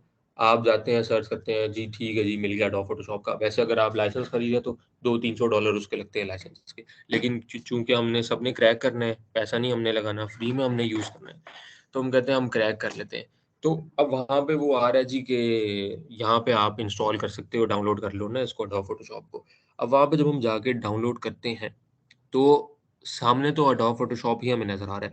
लेकिन जब हम .exe की फ़ाइल को एक्सट्रैक्ट करते हैं या जब उसको रन करते हैं ना, उसके पीछे पता लगता है कोई मलीशियस जो है ना वो सॉफ्टवेयर होता है। कोई जो है ना वो हो सकता है हमारे ऊपर वो स्पाई करे, स्पाईवेयर हो सकता है वो, ठीक है? हो सकता है कोई हमारा सेंसिटिव डाटा जो है वो चुरा रहा हो।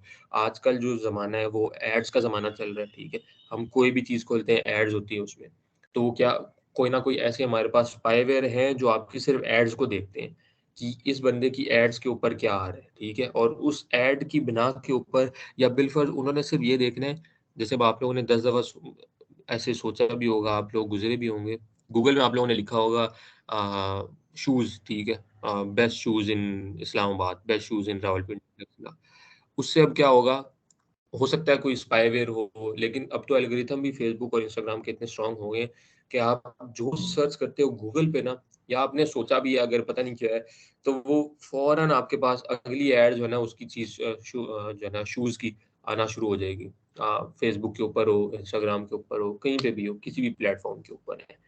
तो ट्रोजन हॉर्स भी जो है ना वो ऐसा ही है, तो इसलिए हमें कोई भी अगर हम वो कर रहे हैं डाउनलोड, हमें उसका सोर्स, उसका सारा कुछ देखभाल के रिव्यूज चेक करके जो है ना, अगर हमें डाउनलोड करने की बहुत ज़रूरत पड़ जाए किसी क्रैक सॉफ्टवेयर को, वर्जन को, तो फिर हमें करना चाहिए। अब स्पाईवेयर और एडवेयर, वही जो मैंने अभी आपको पहले बताई कि एडवेयर वो है कि आपने बिलफर्ज किसी वेबसाइट पे गए और एड्स आने लग गई, ठीक है, आपने कोई ऐसा सॉफ्टवेयर डाउनलोड कर लिया कि आपके चलते चलते पीसी के ऊपर एड्स आने लग गई, ठीक है, ये एडवेयर है। और स्पाईवेयर वही कि आपकी कुछ मॉनिटर करे, लॉग मॉनिटर करे आपका, ठीक है, आपकी इन एक्टिविटी को देखे कि जी आप अच्छा इंटरनेट के ऊपर कितना टाइम सर्फ कर रहे हैं और किस वेबसाइट को कितना टाइम दे रहे हैं, ठीक है, आप क्या देख रहे हैं, बिलफर्ज नेटफ्लिक्स देख रहे हैं, अमेजोन प्राइम देख रहे हैं, क्या देख रहे हैं आप, ठीक है। रैंसमवेयर क्या होता है वो भी ट्रोजन हॉर्स की ही एक एग्जाम है, लेकिन उसमें फ़र्क ये है कि जो अटैकर है ना और हम विक्टिम है, ठीक है, वो क्या करता है कि आपने कुछ डाउनलोड किया है, कोई क्रैक वर्जन किसी सॉफ्टवेयर का, अब मैंने उसको जैसे ही रन किया ना, वो रन तो हो जाएगा, लेकिन उसके साथ एक और फाइल भी जो है ना वो हमारे पीसी में स्टोर हो जाएगी। वो क्या करेगी, हमारे सी ड्राइव या डी ड्राइव जिसको भी उसने टारगेट करना है ना, उसको टारगेट करके उसको वो कर देगी लॉक, इनक्रिप्ट कर देगी, ठीक है, और वो हाईएस्ट लेवल ऑफ इंक्रिप्शन लगाती है 256 एसएसएच जो इंक्रिप्शन होती है हमारे पास। और इस इंक्रिप्शन को क्वांटम कंप्यूटर के अलावा कोई नहीं तोड़ सकता। इवन दो क्वांटम कंप्यूटर को तोड़ने के लिए भी कोई कोई जगह पे आया है 400 साल चाहिए, 500 साल चाहिए, ठीक है, एक नॉर्मल बंदा नॉर्मल कंप्यूटर के पास इतनी पावर ही नहीं है कि वो उस पासवर्ड को जो है ना वो क्रैक कर सके। क्यों? क्योंकि वो 256 एसएसएच जो हमारे पास एल्गोरिथम है ना इसका बिट इंक्रिप्शन का, ये बहुत हाईएस्ट लेवल है। मतलब ये वाला लेवल का जो इंक्रिप्शन है ना बैंक्स यूज करते हैं मोस्टली, जब जब हम ट्रांजैक्शन करते हैं, ठीक है, या जो पेमेंट कार्ड इंडस्ट्री है, जो पीसीआई डीएसएस के बारे में मैं आपको बता रहा हूँ, वो लोग यूज करते हैं। बहुत हाई लेवल सिक्योरिटी होती है ये। या अगर किसी ने फाइल शेयरिंग वगैरह करनी है गवर्नमेंट के इदारे में, तो वो ये वाला जो है वो एल्गोरिथम यूज करते हैं 256 बिट एसएसएच का। तो रैंसमवेयर जो है ना वो यही होता है कि आपकी फाइल को लॉक कर देते हैं, सारी जितनी फाइल्स हैं लॉक कर देते हैं, फिर वो आपसे बिटकॉइन मांगते हैं। वो कहते हैं जी आप इस ईमेल के ऊपर इतने बिटकॉइन सेंड करें, हम आपको डिक्रिप्शन की दे देंगे, आप वो डालेंगे तो वो खुल जाएगा। लेकिन मोस्टली ये फ्रॉड होता है, नहीं होता। क्यों? जब आपका डाटा इनक्रिप्ट हो गया ना, अब वो बंदा जितना मर्जी कहता है आप बिटकॉइन दे दो, आप ये कर लो, आप वो कर लो, तो हम जो है ना आपको डाटा दे देते हैं आपका, या आपकी फाइल अनलॉक कर देंगे। देयर 90% चांस ये होगा कि वो कभी भी नहीं देंगे आपको। और पहली बात ये है कि वो एक ऑटोमेशन के ऊपर चल रहे हैं, उनको पता भी नहीं है कि किन-किन कंप्यूटर को वो कर चुके हैं। तो आखिरी हेल्प फॉर्मेट के अलावा या कोई बहुत ही पेड टूल्स होते हैं, उनको यूज़ करके जो है ना शायद आप कुछ ना कुछ अपनी फाइल्स को रिकवर कर लें या अनलॉक कर लें। नहीं तो इसके अलावा जो है ना हमारे पास कोई हल दूसरा नहीं है। ये मालवेयर्स की हमने बात की थी, अब हम ज़रा थोड़ा-सा साइबर सिक्योरिटी की कैरियर्स के बारे में बात करते हैं। जैसा कि मैं पहले भी आपको बता चुका हूँ, हाँ, साइबर सिक्योरिटी कैरियर्स में जो है ना बहुत ज़्यादा वसीह एक रेंज है इनकी। कुछ एथिकल हैकर है, पेनिट्रेशन टेस्टर है, साइबर सिक्योरिटी एनालिस्ट हैं, सीसो है, चीफ इंफॉर्मेशन सिक्योरिटी ऑफिसर। अब इन हर जितनी हमारे पास यहाँ कैरियर्स हैं, कैरियर्स तो बहुत हैं, मैंने मतलब 4 जो मेन, जो मेरे लिहाज से मुझे लगता था मेन है, वो हमने यहाँ पे डाले हैं। तो एक एथिकल हैकर, वही मैं आपको पहले भी बता चुका हूँ, सीएच जिसने किया हो, जिस कॉर्पोरेट सेक्टर में हो, ऑर्गेनाइजेशन में हो, और वो उसके मुताबिक जो है ना वो काम कर रहा हो, तो वो एक एथिकल हैकर कहलाता है, ठीक है। पेनिट्रेशन टेस्टर कौन होता है? पेनिट्रेशन टेस्टर वही होता है जो आपके कंप्यूटर में आपका नेटवर्क है, आपका मोबाइल ऐप है, वेब ऐप है, कोई ना कोई आपकी जो है ना वो खामियां तलाश करता रहता है, ठीक है, वल्नरेबिलिटी देखता रहता है, ढूंढता रहता है, उसको कोशिश करता है वो उसकी जो कॉन्फ़िगरेशन है उसको जो है ना वो इम्प्रूव करे। और ताकि कोई जो दूसरा इंट्रूडर है, कोई अटैकर है, ठीक है, वो जो है ना आपके आके ऐसे स्टील ना कर ले, कोई भी, चाहे कोई भी वो एसेट हो। उसके बाद साइबर सिक्योरिटी एनालिस्ट है हमारे पास। एनालिस्ट क्या करते हैं? एनालिस्ट यही देखते हैं कि जी साइबर अटैक्स को समझते हैं, ठीक है। हमारे पास एक साइबर सिक्योरिटी एक टर्मिनोलॉजी है, जीरो डे अटैक। तो जीरो डे अटैक जो है ना वो आप लोगों को क्या करता है कि हर रोज कुछ ना कुछ एक नया तरीका आ जाता है अटैक करने का। तो एनालिस्ट का काम ही ये है, उसने साइबर सिक्योरिटी एनालिस्ट का काम ही है, उसने बैठना है, उसने बैठ के पॉसिबल सिनेरियोज देखने हैं और ढूंढने हैं कि जी इसका क्या तरीका है, कैसे हो सकता है, क्या अटैक होगा, ठीक है, वो क्या यूज कर सकते हैं इस जगह पे, कौन सी, अगर हमारे नेटवर्क पे अटैक कर रहे हैं तो कौन सा पोर्ट हमें अगर बिला वजह खुला है उसको बंद कर देना चाहिए, या हमें SSL लगाना चाहिए, SSH की इंक्रिप्शन हमें करनी चाहिए, फायरवॉल्स हमारे कितने स्ट्रॉन्ग हैं, ठीक है, VPN अगर हम यूज कर रहे हैं नहीं कर रहे। तो ये सारा कुछ साइबर सिक्योरिटी एनालिस्ट देखते हैं। ये सारी मैं बता रहा हूँ उन कंपनीज में जो समझ लें कि जिनका फाइनेंस के साथ बहुत डीलिंग है, ठीक है। दूसरा, अगर फाइनेंस के साथ नहीं तो यार, नहीं तो उनका डाटा के साथ बहुत लेना देना है। जैसे कि डाटाबेस हो गए, जैसे हमारे पास जो है ना वो ये नादरा हो गया और ये वो ना, इनका बहुत रोल होता है ऐसे इदारों में। फिर हमारे पास लास्ट बट नॉट लीस्ट सीसो आता है, चीफ इंफॉर्मेशन सिक्योरिटी ऑफिसर। ये क्या है? CEO के फौरन बाद बोर्ड ऑफ डायरेक्टर्स होते हैं किसी कंपनी में, और किसी में नहीं भी होते। तो वो CEO के फौरन बाद जो अगर एक साइबर सिक्योरिटी की एक कंपनी है, या उसके वो फाइनेंस से डील कर रही है ना, जहाँ पे उनको चाहिए इंफॉर्मेशन सिक्योरिटी का बंदा, वहाँ पे वो ये सीसो को हायर करते हैं। सीसो ने सिर्फ और सिर्फ इसका इसका काम है मैनेज करना। इसका काम है जूनियर लेवल, मतलब हमारा एक पेनिट्रेशन टेस्टर, एक जूनियर लेवल पेनिट्रेशन टेस्टर होता है और एक सीसो होता है। मतलब ये जूनियर लेवल से लेके सीसो तक कुछ भी डाटा इंफॉर्मेशन सिक्योरिटी से रिलेटेड कोई भी काम है, ये सीसो ने देखना है। इसने बजट अप्रूव करवाना है, वो CEO से करवाएगा, बोर्ड ऑफ डायरेक्टर से करवाएगा। इसने कोई पॉलिसी बनवानी है, इसने कोई बिलफर्ज, कोई हमारे पास इक्विपमेंट नहीं है कंपनी के पास, ठीक है, इसको चाहिए फायरवॉल चाहिए, इसको सब्सक्रिप्शंस चाहिए, इसको क्लाउड एनवायरनमेंट चाहिए, ये सारा कुछ सरदर्दी सीसो की है और सीसो देखता है इसको। सीसो बनने के लिए कम से कम आपका 10 साल 15 साल का एक्सपीरियंस हो। CISSP की एक सर्टिफिकेशन है, हम अगली स्लाइड में उसके बारे में बात करेंगे। तो CISSP certified information system security professional. CISSP हमारे पास अभी 2022 के स्टैट्स थे, लास्ट मैंने चेक किए थे, तो पूरी दुनिया में सिर्फ तकरीबन 2 लाख बंदा है। मतलब 8 अरब बंदों में, 8 बिलियन पीपल में सिर्फ ये 200,000 बंदा है, ठीक है, 0.2 मिलियन भी नहीं बनता है ये।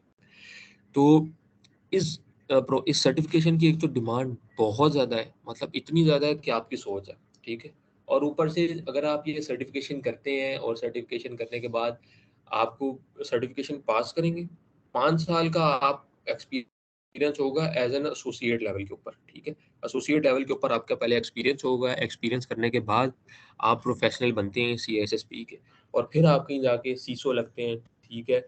या आप वर्चुअल सीसो भी लग सकते हैं, मतलब बिलफर्ज आप इस्लामाबाद या लाहौर बैठे हैं और आपके पास 10 साल का एक्सपीरियंस है, आपने CISSP भी किया हुआ है, आप वर्चुअल सीसो लग सकते हैं किसी भी कंपनी में, अमेरिका में, UK में, कनाडा में, ऑस्ट्रेलिया की, ठीक है। और ये इनकी जो है ना डिफरेंट समझ लें कि कैटेगरीज हैं या डिफरेंट रोल्स हैं जो CISSP करता है। तो वो क्या क्या जो है ना वो किस किस सेक्टर में काम कर सकता है, जैसे कि वो सीसो, ठीक है, फिर सिक्योरिटी एडमिनिस्ट्रेटर, फिर IT security engineer, senior security consultant, information assurance analyst. और ये जो आगे लिखी हुई हैं ये तनख्वाहें हैं इनकी, एवरेज एवरेज तनख्वाहें हैं 1 साल की। मतलब 1 साल का अगर सीसो कमा सकता है $170,000, ठीक है, और सिक्योरिटी एडमिनिस्ट्रेटर $85,000 और सो ऑन। अगली जो इम्पोर्टेंट, मतलब मैं ये समझता हूँ कि ये वाली जो सर्टिफिकेशन है ना, ये वो है कि किसी ने भी अगर साइबर सिक्योरिटी में आना है, उसको नया नया अभी वो है ना शुरू, वो इस फील्ड में आ रहा है और उसको समझनी है चीज़ों को, तो कुछ अरसे बाद, मतलब साल 2 साल, वो पहले फ्री में सारा कुछ सीख के इधर उधर से हर जगह से, वो फिर उसको चाहिए CEH करे, ठीक है, सर्टिफाइड एथिकल हैकिंग। इसमें आपके पास तकरीबन जो है ना सारी ये जो हमारे पास नीचे फील्ड है, pen testing analyst, incident analyst हो गया, ठीक है, थ्रेट इंटेलिजेंस एनालिस्ट हो गया, क्लाउड सिक्योरिटी इंजीनियर है, साइबर सिक्योरिटी इंजीनियर भी कहते हैं इनको, वेब ऐप पेनिट्रेशन टेस्टर भी कहते हैं इनको, ठीक है। मोबाइल ऐप की अलग होती है, नेटवर्क सिक्योरिटी एडमिनिस्ट्रेटर अलग होते हैं। तो ये CES जो है ना, ये करनी चाहिए कि अगर आप बहुत पैशनेट हैं, आप कहते हैं मैंने काम ही करना है। हमारी साइबर सिक्योरिटी की मैं आपको एक चीज़ बता दूं, हमारे पास मेरे ख्याल से तकरीबन यहाँ पे यूएटी की ही आवाम है, कुछ हैं 2-3 बाहर के भी हैं हमारे पास। तो अगर आपके पास डिग्री नहीं है ना, मतलब हम में से अभी सारे कहते हैं ड्रॉप आउट करते थे, लेकिन हमारे पास इतना स्किल है और हम कोशिश करते हैं एक आध सर्टिफिकेशन भी हम निकाल लेते हैं। तो ये लिखी हुई बात है कि आपको डिग्री की जरूरत नहीं है साइबर सिक्योरिटी में, ठीक है। आपको सर्टिफिकेशन और स्किल की जरूरत है। डिग्री की जो रिक्वायरमेंट है वो एक समझ लें एक पीस ऑफ पेपर है बस, वो साइबर सिक्योरिटी में आने के लिए। क्योंकि इटसेल्फ अब आप देखें कि मैं साइबर सिक्योरिटी में हूँ, मुझे तकरीबन 1.5 साल हो गया, ठीक है, हो जाएगा अभी 1.5 साल। हमारे अगर मैं यूईटी की बात कर रहा हूँ, तो जो लोग यूईटी को नहीं जानते थोड़ा सा उनको भी पता लग जाएगा यूईटी के बारे में। यूईटी में अब कंप्यूटर इंजीनियरिंग मैं कर रहा हूँ, और कंप्यूटर इंजीनियरिंग में कोई सब्जेक्ट नहीं है साइबर से रिलेटेड, ठीक है। ये मैं जो किया खुद किया, खुद बैठे हैं, बैठ के समझा है, सीखा है। आगे कोशिश कर रहे हैं कि मैं जो है ना जाने से पहले पहले यहाँ का कम से कम कंप्यूटर इंजीनियरिंग डिपार्टमेंट में या यूईटी टेक्सला में जाने से पहले पहले, हमारा फाइनल ईयर खत्म होने से पहले पहले मैं कुछ सिखा जाऊँ यहाँ पे लोगों को, ताकि वो जो है ना ये एक साइबर सिक्योरिटी की जो लेगेसी है वो कंटिन्यू रख सकें और जो है ना वो इसके ऊपर काम कर सकें, ठीक है। तो CEH करनी भी इम्पोर्टेंट है। और सर्टिफिकेशन का एक मजे की बात यह है कि they are not that costly as compare to our degree cost. अब CEH का एक सर्टिफिकेशन, इसका वाउचर और ये वो तैयारी आप इसके आराम से महीने डेढ़ में कर सकते हैं। वाउचर इसके 600 डॉलर का है, ठीक है। और जो CSSP है उसका वाउचर $1000 का है। $1000 राउंड अबाउट आपका बनता है 2,30,000 कुछ इतना करके, ठीक है। तो ये जो है ना, ये सर्टिफिकेशंस की बेस के ऊपर, एक्सपीरियंस की बेस के ऊपर हम जो है ना आगे जाएंगे। और इसके बाद क्योंकि अभी तो ये आज मॉड्यूल 1 था, इंट्रोडक्टरी था बिल्कुल सारा, इसमें इतना हम डिटेल में किसी एक चीज़ में नहीं गए, क्योंकि अभी बातें बहुत है, बताने वाली बातें बहुत है, करने वाली भी। और जैसे लिंक्डइन को आपने जब लिंक्डइन के ऊपर आएंगे ना, लिंक्डइन हो सकता है हम फिजिकल करवाएं वो वाली क्लास, नॉट श्योर यार, देखते हैं छुट्टियों का क्या हिसाब किताब है। प्लस एग्जाम भी आ रहे हैं मेरे ख्याल से मोस्टली सबके अभी 2 हफ्ते बाद। तो वो हम देखेंगे, 4 मॉड्यूल्स हमारे कवर हो जाएंगे ऑनलाइन, ठीक है। और जो बाकी 4 रह जाएंगे, 8 मॉड्यूल्स 9 मॉड्यूल्स तक, तो वो इंशाल्लाह कोशिश होगी कि उनमें से जो टेक्निकल मॉड्यूल्स हैं वो मैं कोशिश करूंगा ऑनलाइन कवर हों, ताकि स्क्रीन शेयरिंग में आसानी होती है, ठीक है। प्लस कोई भी क्यूरी होती है, आप अपने पास भी जो है ना वो रन कर रहे होते हैं रन टाइम के ऊपर। जब हम क्लास में होते हैं ना तो वो डिस्ट्रक्शन अलग होती है, और इन्वायरमेंट भी जो है ना वो वैसा नहीं होता। जब हम क्लास की जो मॉड्यूल जो देखेंगे उसमें वो देखेंगे जो नॉन टेक्निकल है, यहाँ पे थ्योरी बेस्ड बातें हो रही हैं, ठीक है, या जिसमें मुझे लगेगा कि इसमें जो है ना कोई इतना मसला नहीं है, ये जो है ना वैसे क्लास में भी जो है ना वो लोग पार्टिसिपेट करेंगे और उनको समझ आ जाएगी कि क्या हो रहा है। कुछ प्लेटफॉर्म्स हैं प्रैक्टिस करने के लिए। अ, सबसे अच्छा बंदा वो है जो प्रैक्टिस करता रहे। बेशक आप, अच्छा यहाँ पे थोड़ी सी हम बात कर लेते हैं कोडिंग के हवाले से भी, कि प्रोग्रामिंग या कोडिंग चाहिए नहीं चाहिए, क्या होना चाहिए। तो अगर तो देखें, बिल्कुल सिंपल बात है, अगर आप वो बंदे हैं जो कहते हैं जी मैंने मैनेजमेंट की तरफ जाना है, ठीक है, मैं ये प्रोग्रामिंग मेरे बस की बात नहीं है, तो या कोई आईटी नॉन आईटी का बैकग्राउंड है, जिसका हमारे पास यहाँ पे काफ़ी लोग हैं नॉन आईटी बैकग्राउंड से, तो वो कहते हैं जी अब हम कहाँ पे अब सीखें जी, प्रोग्रामिंग बैठ के सीख के टाइम लगे, ये करें वो करें। तो उनके लिए बेस्ट तरीन मशवरा ये है कि वो फिर मैनेजमेंट की तरफ जाएँ। मैनेजमेंट की तरफ जाके आप बहुत बहुत कुछ सीख सकते हैं। मैनेजमेंट की तरफ जाएँगे तो जैसे एज़ एन कंसल्टेंट जा सकते हैं, ठीक है। आप उसके साथ-साथ आप एनालिस्ट के तौर पे जा सकते हैं। आप एज़ अ सीसो, तो वो तो आखिरी स्टेज होता है ना, वो तो फिर आप जा ही सकते हैं अगर आपका इतना एक्सपीरियंस हो जाता है।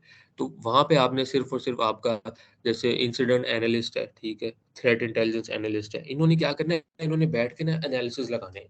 इन्होंने टीम टीम बैठानी है, पेन टेस्टर्स की, एथिकल हैकर्स की, बाकी लोगों की। इन्होंने कहना है निकालो सिनेरियो, ठीक है। और फिर जो जो बैठा होगा ना बड़ा, वो बैठा होगा इंसिडेंट थ्रेट एनालिस्ट का बंदा होगा या कोई भी होगा इंटेलिजेंस एनालिस्ट का होगा, वो बैठ के सारे सिनेरियोज को देखेगा, वो एक एक चीज को जो है ना वो समझेगा कि कैसे होगा।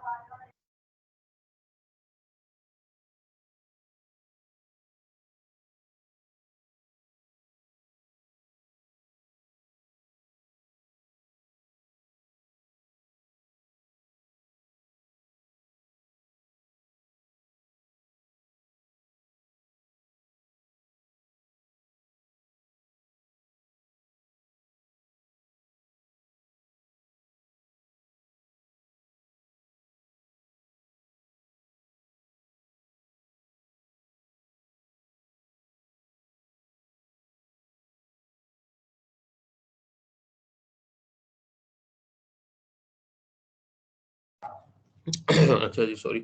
तो हम बात कर रहे थे कि कोडिंग के हवाले से, ठीक है, मैनेजमेंट। लेकिन अगर आप लोग आईटी बैकग्राउंड के हैं या नहीं भी हैं, लेकिन आप समझते हैं कि मुझे जो है ना करना चाहिए इसमें काम, हाँ मैं कर लूंगा, मैं कोडिंग की तरफ आ जाऊंगा, आ जाऊंगी, कुछ ना कुछ कर, कोई इशू नहीं है। फिर आपके लिए बेस्ट तरीन रिकमेंडेशन ये होगी कि आप आएँ और पहले कोई प्रोग्रामिंग लैंग्वेज सीखें। देखें, प्रोग्रामिंग आना इज समथिंग एल्स और सीखना इज समथिंग एल्स। अब मैं हूँ मैनेजमेंट लेवल की तरफ, ठीक है, मैं हूँ कंसल्टेंट, साइबर सिक्योरिटी कंसल्टेंट काम कर रहा हूँ ऐसे, ठीक है। मेरा हमारा काम कंप्लायंस सेक्टर में है पूरा, ठीक है। बड़ी बड़ी कंपनीज हैं, उनकी कंप्लायंस करने हमने, उनकी पॉलिसीज एंड गाइडलाइन हमने वो सारा कुछ चेक करना है। हमने देखना है क्या ये गवर्नमेंट इदारे के साथ जो है ये इनका मैच हो रहा है पूरा क्राइटेरिया जिसके ऊपर इन्होंने कंपनी अपनी रजिस्टर करके बिजनेस कर रहे थे या नहीं हो रहा था। अगर आप आते हैं, मैं बात कर रहा था कोडिंग की तरफ, तो कोडिंग आपको इतना तो हो कम से कम कि अगर कोई कोड आपके साथ कम्युनिकेट क्या कर रहा है, आपको इतनी समझ आनी चाहिए, इतनी नो हाउ आपको हो, लाजमी हो कि अगर बिलफर्ज मैं आपको बिलफर्ज एक 100 लाइनों का कोड भेज दूं, ठीक है, मैं आप सबको एक 100 लाइनों का यहाँ पे कोड भेज देता हूँ। मैं कहता हूँ जी मुझे बस ये बता दो इस कोड में पूछ क्या रहा है, वो क्या क्या रहा है, या बता क्या रहा है, हमें क्या बता रहा है, वो क्या क्या होना चाहिए। तो जो उस चीज़ को समझ गया ना, समझ लें कि उसने जो है ना वो फिर कोडिंग ही सीख ली है।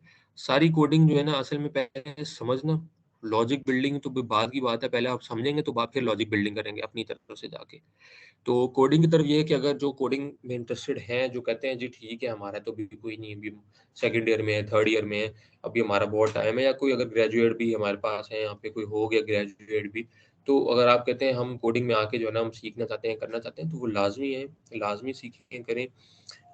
हमारे एक सीनियर हैं, हमारे एक सीनियर हैं सीपी डिपार्टमेंट के ही, वो एक कंपनी में काम कर रहे हैं। मेरी कोशिश होगी कि आखिरी जो हमारा दिन हो ना जिसमें आप लोग प्रेजेंटेशन वगैरह देंगे, उस दिन मेरी कोशिश होगी कि मैं ना उनको इनवाइट करूं, डिपार्टमेंट इनवाइट करूं। वो इस्लामाबाद होते हैं, काम कर रहे होते हैं, तो उनको इनवाइट करके मैं जो है ना वो थोड़ा बहुत वो एक आपके साथ, क्योंकि वो कोडिंग की तरफ है, वो पेन टेस्टर हैं, ठीक है, वो आपके साथ एक्सपीरियंस भी शेयर कर लेंगे। पेन टेस्टर मैं भी हूँ, लेकिन मैं फुल टाइम पेन टेस्टर नहीं हूँ, और मैं जो है सिर्फ और सिर्फ समझ लें कि एक लिहाज से सीखने के लिए भी काम कर रहा हूँ। मेरा शौक उस तरफ ज़्यादा नहीं है, लेकिन अब आहिस्ता-आहिस्ता मैं अपना जो है ना वो इस तरफ कोडिंग की तरफ लेके आ रहा हूँ अपने आप को, पेन टेस्टिंग की तरफ ख़ास तौर पे। तो कुछ प्लेटफ़ॉर्म्स हैं, पहला प्लेटफ़ॉर्म है हमारे पास बग क्राउड के हवाले, बग क्राउड है, ठीक है।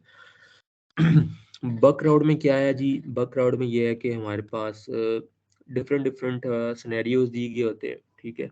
हमारे पास डिफरेंट किस्म के समझ सिस्टम्स होते हैं, ठीक है। और यहाँ पे जो मैंने बग बाउंटी की बात की थी वो हमारे मॉड्यूल 5 में आएगी, बग बाउंटी, ठीक है। तो बग बाउंटी और बग क्राउड का बहुत जो है ना वो करीबी ताल्लुक है आपस में। ये जब आप ये आप थोड़ा-सा आपने खुद एक्सप्लोर करनी है थोड़ी चीज़ें, ठीक है? मैं आपको सिर्फ़ बताऊँगा, इनके नाम बताऊँगा, थोड़ा बहुत इनके बारे में बताऊँगा। बाकी आपने खुद इनको एक्सप्लोर करना है, और कोई इश्यू हो फिर आप बेशक जो है ना व्हाट्सऐप पे पूछ सकते हैं। दूसरा हमारे पास प्लेटफ़ॉर्म है ट्राई हैक मी। ट्राई हैक मी क्या है? ट्राई हैक मी ये है कि जी रूम्स होते हैं, ठीक है? जैसे मेरे ख्याल से सारों ने पबजी तकरीबन खेली होगी, उनको पता ही है रूम क्या होता है। रूम होता है, रूम के अंदर जो है ना वो हमारे जो है ना मॉड्यूल्स होते हैं अलग-अलग, ठीक है? अब यहाँ पे बिलफर्ज़ हमारे पास एक मॉड्यूल है ऑफेंसिव का। वो क्या कहते हैं जी, हमें पूरा सिनेरियो दे देते हैं, एक वर्चुअल मशीन भी दे देते हैं, ठीक है? वो आपको कहते हैं प्रैक्टिस करें। एक कैप्चर द फ्लैग वो एक होता है। मतलब आपने अगर उस चीज़ का आंसर निकाल दिया कुछ ना कुछ सॉल्व करने के बाद, समझने के बाद, इसका मतलब आपने आपने जो है ना वो रूम कंप्लीट कर ली है, ठीक है? ट्राई हैक नहीं है। 3-4 और हैं, मैं वो स्लाइड्स में नहीं ऐड कर सका, बेशक आप लोग लिख भी लें। काफ़ी चीज़ें ऐसी मैंने बताई हैं जो स्लाइड्स में नहीं थी, मैंने स्लाइड्स को मैं इतना नहीं समझता कि स्लाइड्स के ऊपर जो है ना आप इन्फॉर्मेशन लिख सकते हैं या बता सकते हैं, जो आप वैसे बता सकते हैं इन्फॉर्मेशन को। तो एक है हैक द बॉक्स है एक, ठीक है? vulhub.com vulnhub.com है, ठीक है? इसमें क्या है कि हमारे पास एक्सप्लॉइटेड मशीन्स होती हैं, ठीक है? वो क्या है हमने उनको अपने वर्चुअल जो हमारा एनवायरनमेंट है ना, अभी मॉड्यूल 2 जो कल होगा, उसमें आप सीखेंगे काली लिनक्स को, और वर्चुअल बॉक्स को कैसे इंटीग्रेट करना है, कैसे इंस्टॉल करना है, लिनक्स को कैसे यूज़ करना है आपने, वो कल हमारे जो को ट्रेनर हैं हुज़ैफ़ा वो आपको सिखाएँगे, ठीक है? जुम्मे के बाद होगा, आपको कम्युनिकेट कर लिया जाएगा इसी में ग्रुप में ना। कि क्या टाइमिंग होगी, या आप लोग एक पोल हम जनरेट कर देंगे कि जिस टाइम आप सब अवेलेबल हो। ये ना हो कि आप अवेलेबल नहीं है तो फिर हमें फ़ायदा नहीं होगा कुछ भी। तो जुम्मे के बाद ही जो है ना इसको हम इंशाल्लाह रखेंगे। तो वो हमारे पास वल्न हब है, ठीक है। उसके बाद हमारे पास हैक द बॉक्स है, बग क्राउड है, ट्राई हैक मी है। हमारे पास एक और है, उसको कहते हैं पेन टेस्टिंग, pentest.com, ठीक है, ये है। यहाँ पे आपको बहुत आर्टिकल्स, राइटअप्स, चीज़ें जो है ना मिलेंगी। आपको लाज़मी जो है ना इन सारे प्लेटफ़ॉर्म्स को जाके एक दफ़ा नज़र मारें, देखें इनमें कि क्या हो रहा है, क्या कह रहे हैं, कैसे जो है ना वो इनका निज़ाम चल रहा है। और आपको जो है ना आपके उसमें करियर में अगर आप साइबर सिक्योरिटी को एज़ अ करियर चुनते हैं, तो आपको जो है ना वो कैसे बेनिफिशियल होंगे वो बाद में। तो आज का सेशन जो है वो यहीं तक था, और मेरी तरफ से हो गया। अब हम आते हैं क्वेश्चन आंसर की तरफ। जी।